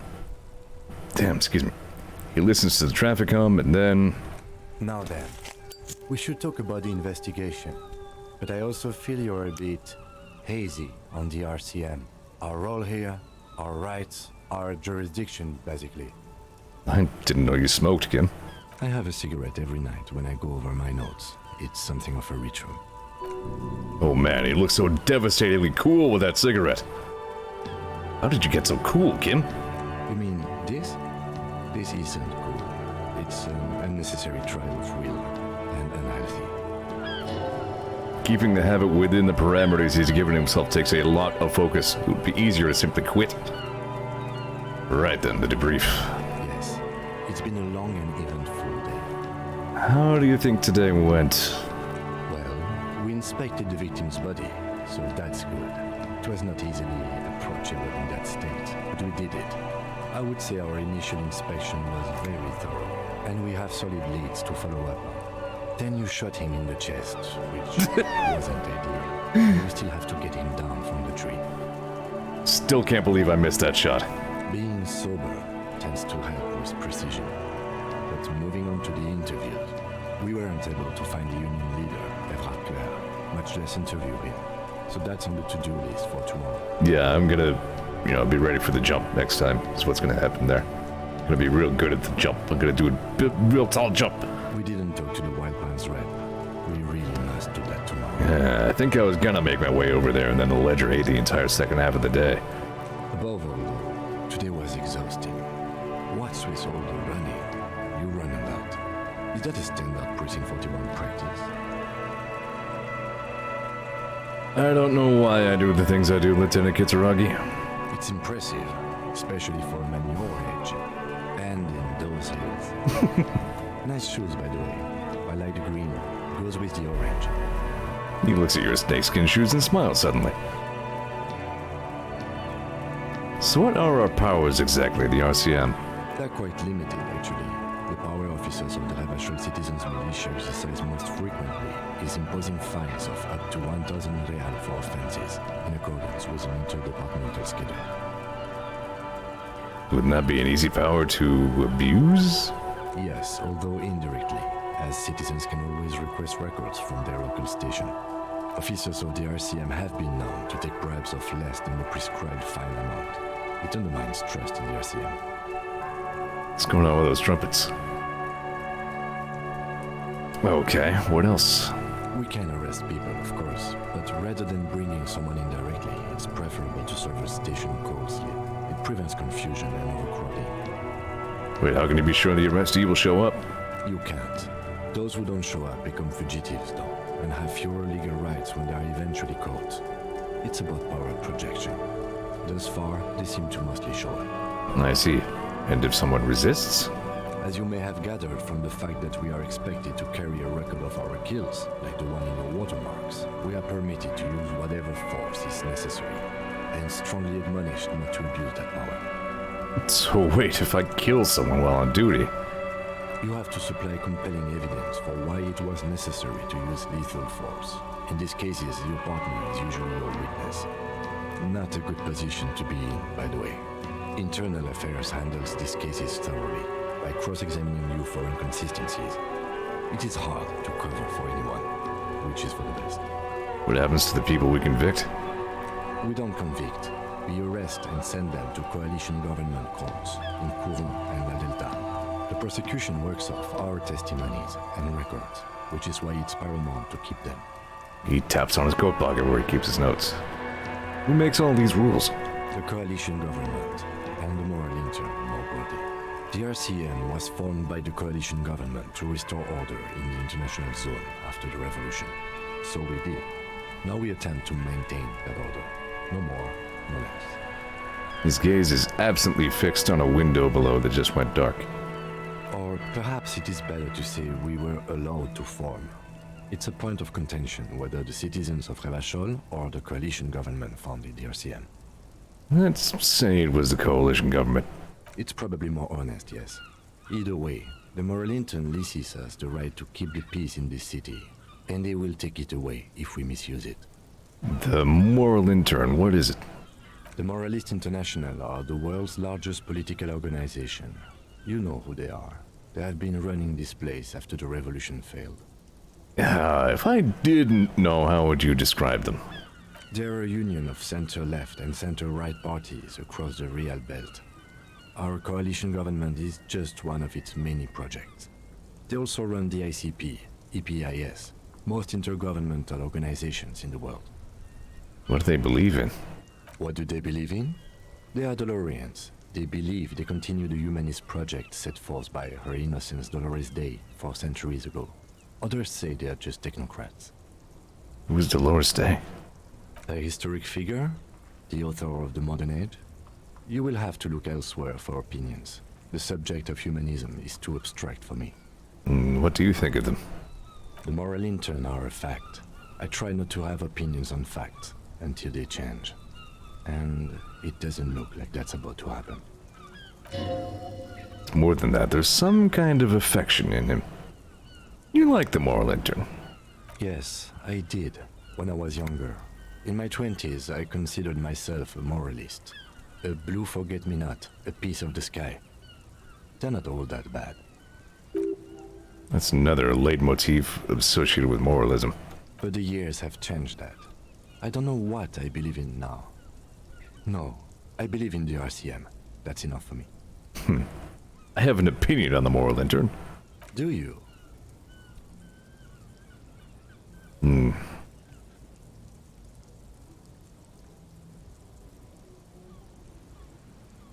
Jeez.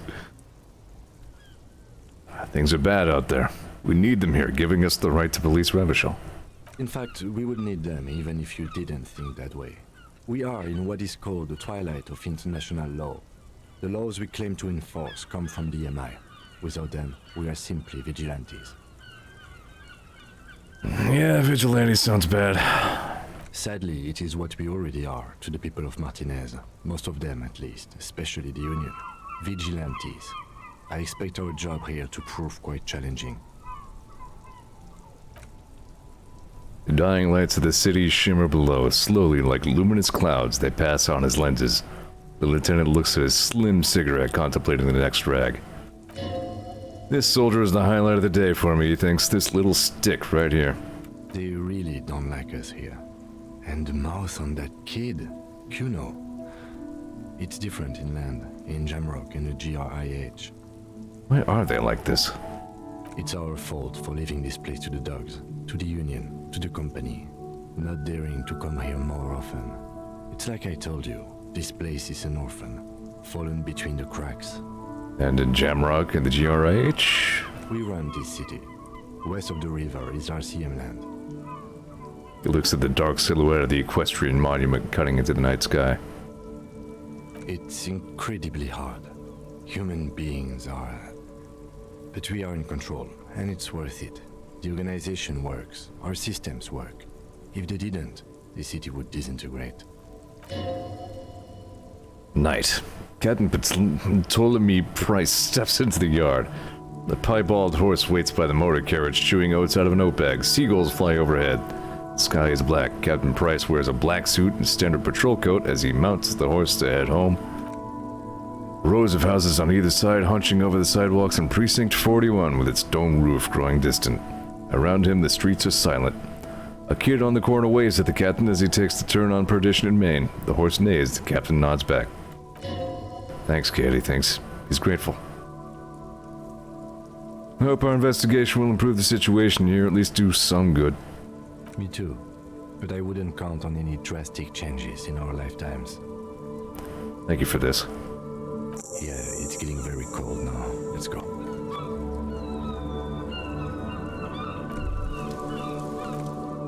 What's this? We're getting reports of normal, reasonable, temperate political opinions somewhere, Martinez. This is because I keep saying none of the above to political stuff, isn't it? It's also about that, but it's also more. Perhaps it's the hangover, perhaps it's a temporary surge of serotonin, but something tells you it's time to become a citizen of the Kingdom of Conscience. Just where is this Kingdom of Conscience? It's not a place, it's a moment in time that can only arise in the right circumstances. In all of human history, it's only been achieved a handful of times. How do you bring about those circumstances? Incrementally. History's greatest catastrophes have been brought about by people trying to make the world a better place too quickly. That's the genius of Dolores Day. She recognized that progress is meaningless if its gains are lost because of instability. Real, lasting change can only come about gradually, increment by increment. But what about all the things that are wrong now? Tisk, just because you live in the present doesn't mean you have the right to place your needs above the needs of the future. You may never live to see the Kingdom of Conscience, your children may not, even your grandchildren may not. That's no excuse not to keep working. What rationality? Wait, is the Kingdom of Conscience really about doing things, or just preserving the status quo? Do you believe the status quo is preferable to chaos and bloodshed? I feel like that question needs context. I'm gonna say no. Then you've never lived through real chaos. Sometimes in the face of great disaster, defending the status quo is progress. Okay, but what's the Kingdom of Conscience actually like? The kingdom is difficult to comprehend and even more difficult to describe, partly because humanity will need to discard many of the categories that define and limit it today. The Kingdom of Conscience is post-capitalist, post-national. It's also post-industrial, post-ideological, and even post-sexual. You know what, I think I'm in. I think this sounds like me. Slow down. Let's see. Let's go there right now. Slow down there, Mr. Reasonable. Did you miss the part about compromising and taking things slow? Oh, right. Oh, well, let's get there eventually? That's right, remember, real democracy is just around the corner for Revachol. When that real democracy kicks in, a long time from now, we're all going to be so much happier.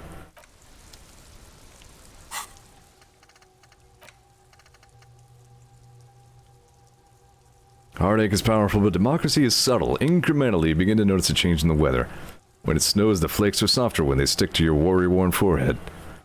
When it rains, the rain is warmer. Democracy is coming to the administrative region. The ideals of DeLorean humanism are reinstating themselves. How can they not? These are the ideals of the Coalition and the Moralists International. Those guys are signal blue, and they're not only good, they're also powerful. What will it be like once their nuanced plans... Morty! I haven't realized, Morty! Alright. So we had to unlock more slots to internalize more thoughts, which cost a skill point. Let's go to the Kingdom of Conscience.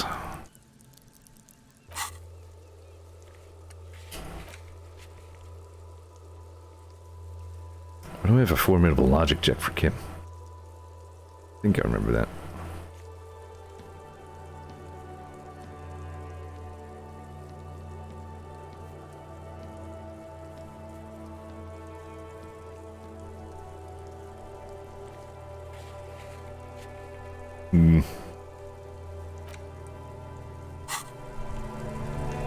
Yes?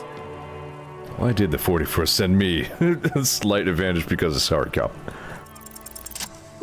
Look at you, it's because you're a failure. They sent you to Slight Precinct 57. Yeah, that makes more sense than the other stuff I thought of.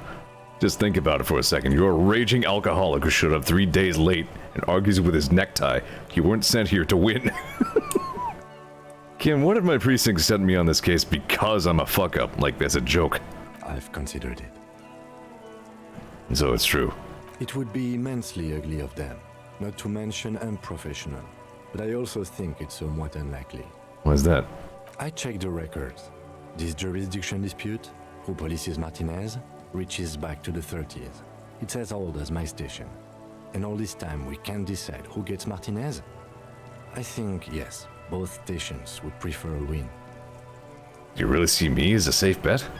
Safe? No. But you're old. You've made it this far. Something has brought you through. We've only just started working together, so I don't know what it is yet. But it's there. So no, I don't think they sent you as a joke. And even if they did, they are in for a surprise. Kim fucking Kitsuragi. Only he could look at this fucking bum of a washed-up, sad disco sorry cop and say something like that. He's like, nah, I think I see what you're made of.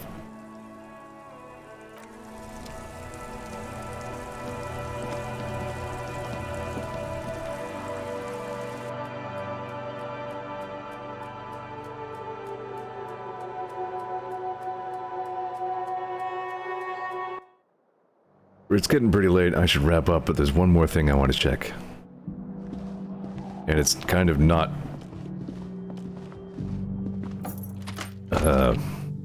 it's not even really relevant to my skill sets. See you again. Techman says, or if not what you're made of, that you're made of something. Yeah, pretty much. It's kind of saying, like, I see... I don't know what I see in you, but there's some weird potential in you.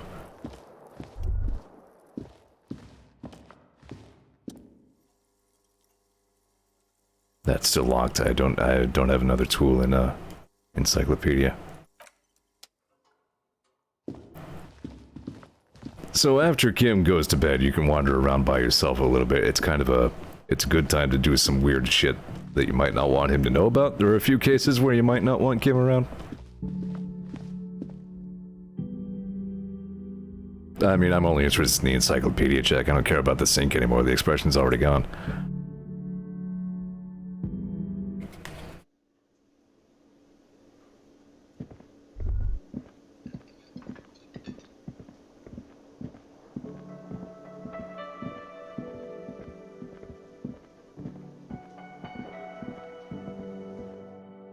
Yeah, sometimes the loading screen tip says, hey, if you want to do something behind Kim's back, wait for him to go to bed. That's probably what you're thinking of. Just broadly speaking. I feel like I already grabbed most of the tear that's going to be around too. So there's just one more little check that's kind of lingering on the back of my mind. It's a very interesting one, and again, I don't really have the build to make full use of it. But who knows, maybe I'll roll those boxcars.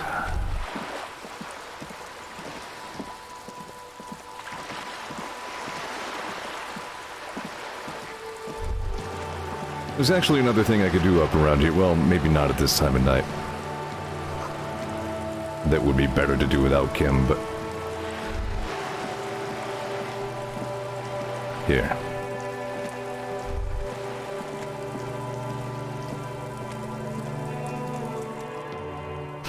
There was a wall on the side of the apartment building. Yet an impossible conceptualization check. Slightly more likely in the middle of the night. You have no clue, just a wall. So many walls all over Martinez, weather-worn, cracked, their paint peeling. Nothing for me. Kuna West is still there. Ugh.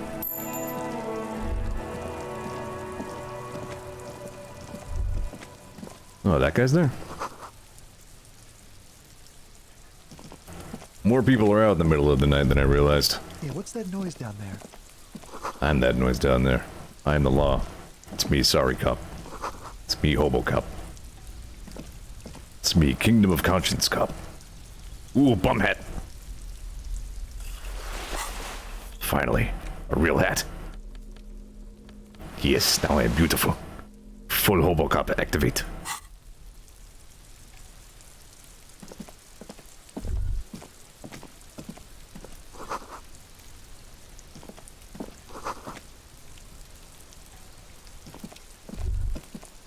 I should probably talk to this guy, even if I am by myself. You see a young man on a balcony nursing a cigarette. It says, I love that you did it by the Khajiit inflection. His eyes have been following you for a while. Not looking for any trouble, officer. Despite the cold, his shirt hangs unbuttoned on his frame. No trouble for me. Just want to know what's going on here. I don't want to be seen talking to the gendarmerie, if that's okay. I just want to finish my cigarette. Don't let him go. This could be your witness. The balcony has a great view of the whole thing. Actually, the gendarmerie really needs to talk to you. Is it really that important? All right, but make it quick. Once I finish this cigarette, I have to run. It looks like you have a good view of the Whirling's backyard. Can you tell me anything about the hanging? I'd even go so far as to say that the view is a little too good, my dear gendarme. Do you have an estimate of when the body will be taken away? I'm working on it. Thank you. What did you do last Sunday? Oh. You already asked me that, didn't you? No. Pretty sure I didn't. No, not you. Some more muscular type. Was it someone from the police? I couldn't tell you. We don't usually see much of the gendarmerie around here. When was that? Last week? I don't know. Look. He's deflecting. He's young with a sharp memory. He hasn't had time to drown it in booze and chemicals. Still haven't answered my question. What were you doing last Sunday? I had a friend over. What kind of friend? It was my Sunday friend. What's your friend's real name? Did he see something? He doesn't reply, gesturing no with his cigarette. Under the dull and darkening sky, a neighboring window stands silent. Can you tell me your name? My name? My name is Martin Martinez. Sure. Martin Martinez, good local name. Let's go with that. Alright, we'll talk later. No. We won't. Now, if you'll excuse me, I really need to get going. Good suggestion, Skill. This isn't the time or place for questions. Who knows who might be watching from the distance, hidden behind curtains. Hey, listen. I'm just trying to make things okay again. Can we meet again somewhere else? For a moment, the man on the balcony seems almost vulnerable. Something moves in the depths of his feline eyes, compassion and a hint of understanding. I am sorry, but I really don't have the information you're looking for. His voice is soft and deliberate. With a flick of his wrist, he sends the cigarette butt sailing over the rail, Hold on, what's that for? A split second, his hand lingers as if gesturing towards a stone placed right next to the front door.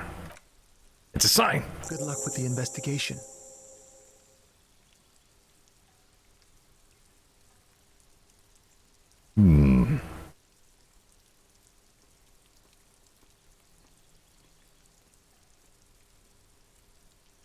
Goodbye.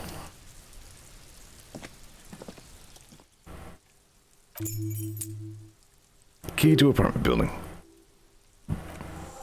Well, I guess I can get in there next time. I don't think I need to do that right just now. I don't know. Nah, I mean, it's already like 11 o'clock.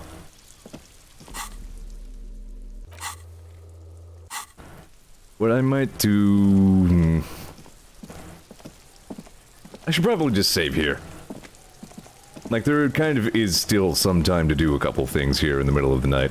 Even if they are dumb, trivial things. Like, I don't want to, like, force myself to go to bed and lose time to do stuff. Hey, tear. Yeah, see, for example, I can get tear. Hold on, what's this? This is a... hobo cup. Yes, hobo. Yo, yeah, hobo. Dude, nice coat.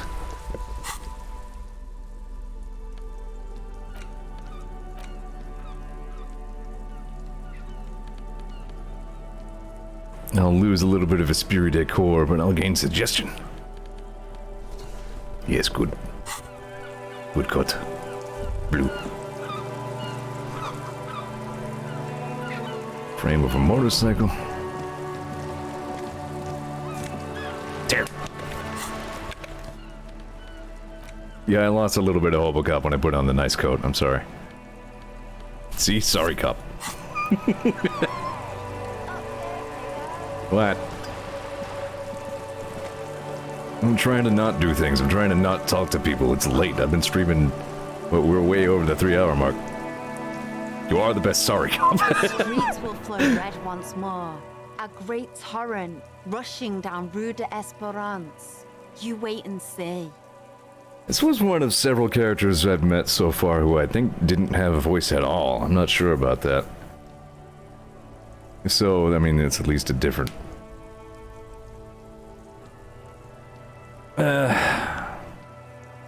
Alright, let's just do this last conversation, because I'm already into it. So, what's your name? You seem to be engaged in illegal activity. I'm Cindy the fucking Skull. What else do you want to know? Date of birth, blood type, the last time I was tested for Hep C. Yeah, when was the last time you were tested? Had a battery of tests just last week. I'm practically a patchwork of interesting critters. Kinda like a Manowar. She's grown frustrated with her work and welcomes the opportunity to challenge authority in other ways. What are you doing to the wall? Can't you tell? I'm painting a beautiful mural, an aereo graffitio visible from low orbit. I like the way she said that. I haven't really started it yet. I'm waiting for the right words. So you don't know what to write? Have you ever tried your hand at graffitio?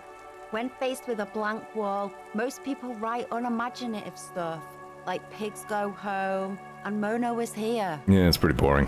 We rarely see pigs round here, though. Just union cards. And my name's not Mona, so... She wants it to be something true and total. I have an opinion on this. Want to hear it? Yeah? I like public art. Keep doing what you're doing. Don't mind me. Thanks. I'm sure the inspiration will come to me now that I have an official RCM stamp of approval. You've lessened her desire to deface the building. Do you know anything about the recent murder? I ain't no snitch, pigstein. Go forth and forage in someone else's shit. No shortage of squealers in these parts. You keep looking off to the side. What are you looking at? She nods disdainfully towards the woman performing maintenance on her boat docked next to the pier. Hatred? Disgust? It's difficult to tell which of the two is more present in her girlish features. The woman on the boat does not notice her staring. I like choice. On her. Someone's got to keep an eye on her. Who is she? Isn't it part of your job to know all the illustrious personages round this shithole? She's the Wild Pines representative. Madam professional negotiator in the flesh and the flimsy linen. Her eyes narrow to slits. Something morbid about old ladies trying to look young. That's rich coming from a young girl dressed up like a granny. Are you a young lady trying to look old? Oh, but that's the way it should be. The natural order of things. Catch you later, Cindy. Watch your back, Ungulate. You've got eyes on you. Alright, that's definitely enough for now. I'm gonna take a separate save because I saved a no racism save in case I really get stuck outside of the harbor. Can I rename you? Not until I've already saved, I guess. Shrug.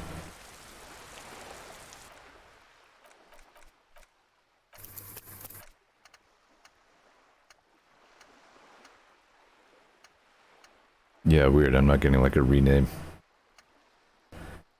Oh well, the point is, I've saved. I'm gonna quick save just to be sure. There we go.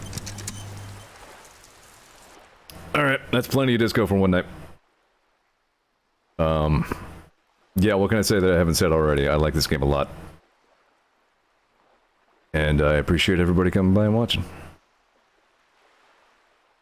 That's all I got for you, pretty much. There we go. Sorry I don't have more.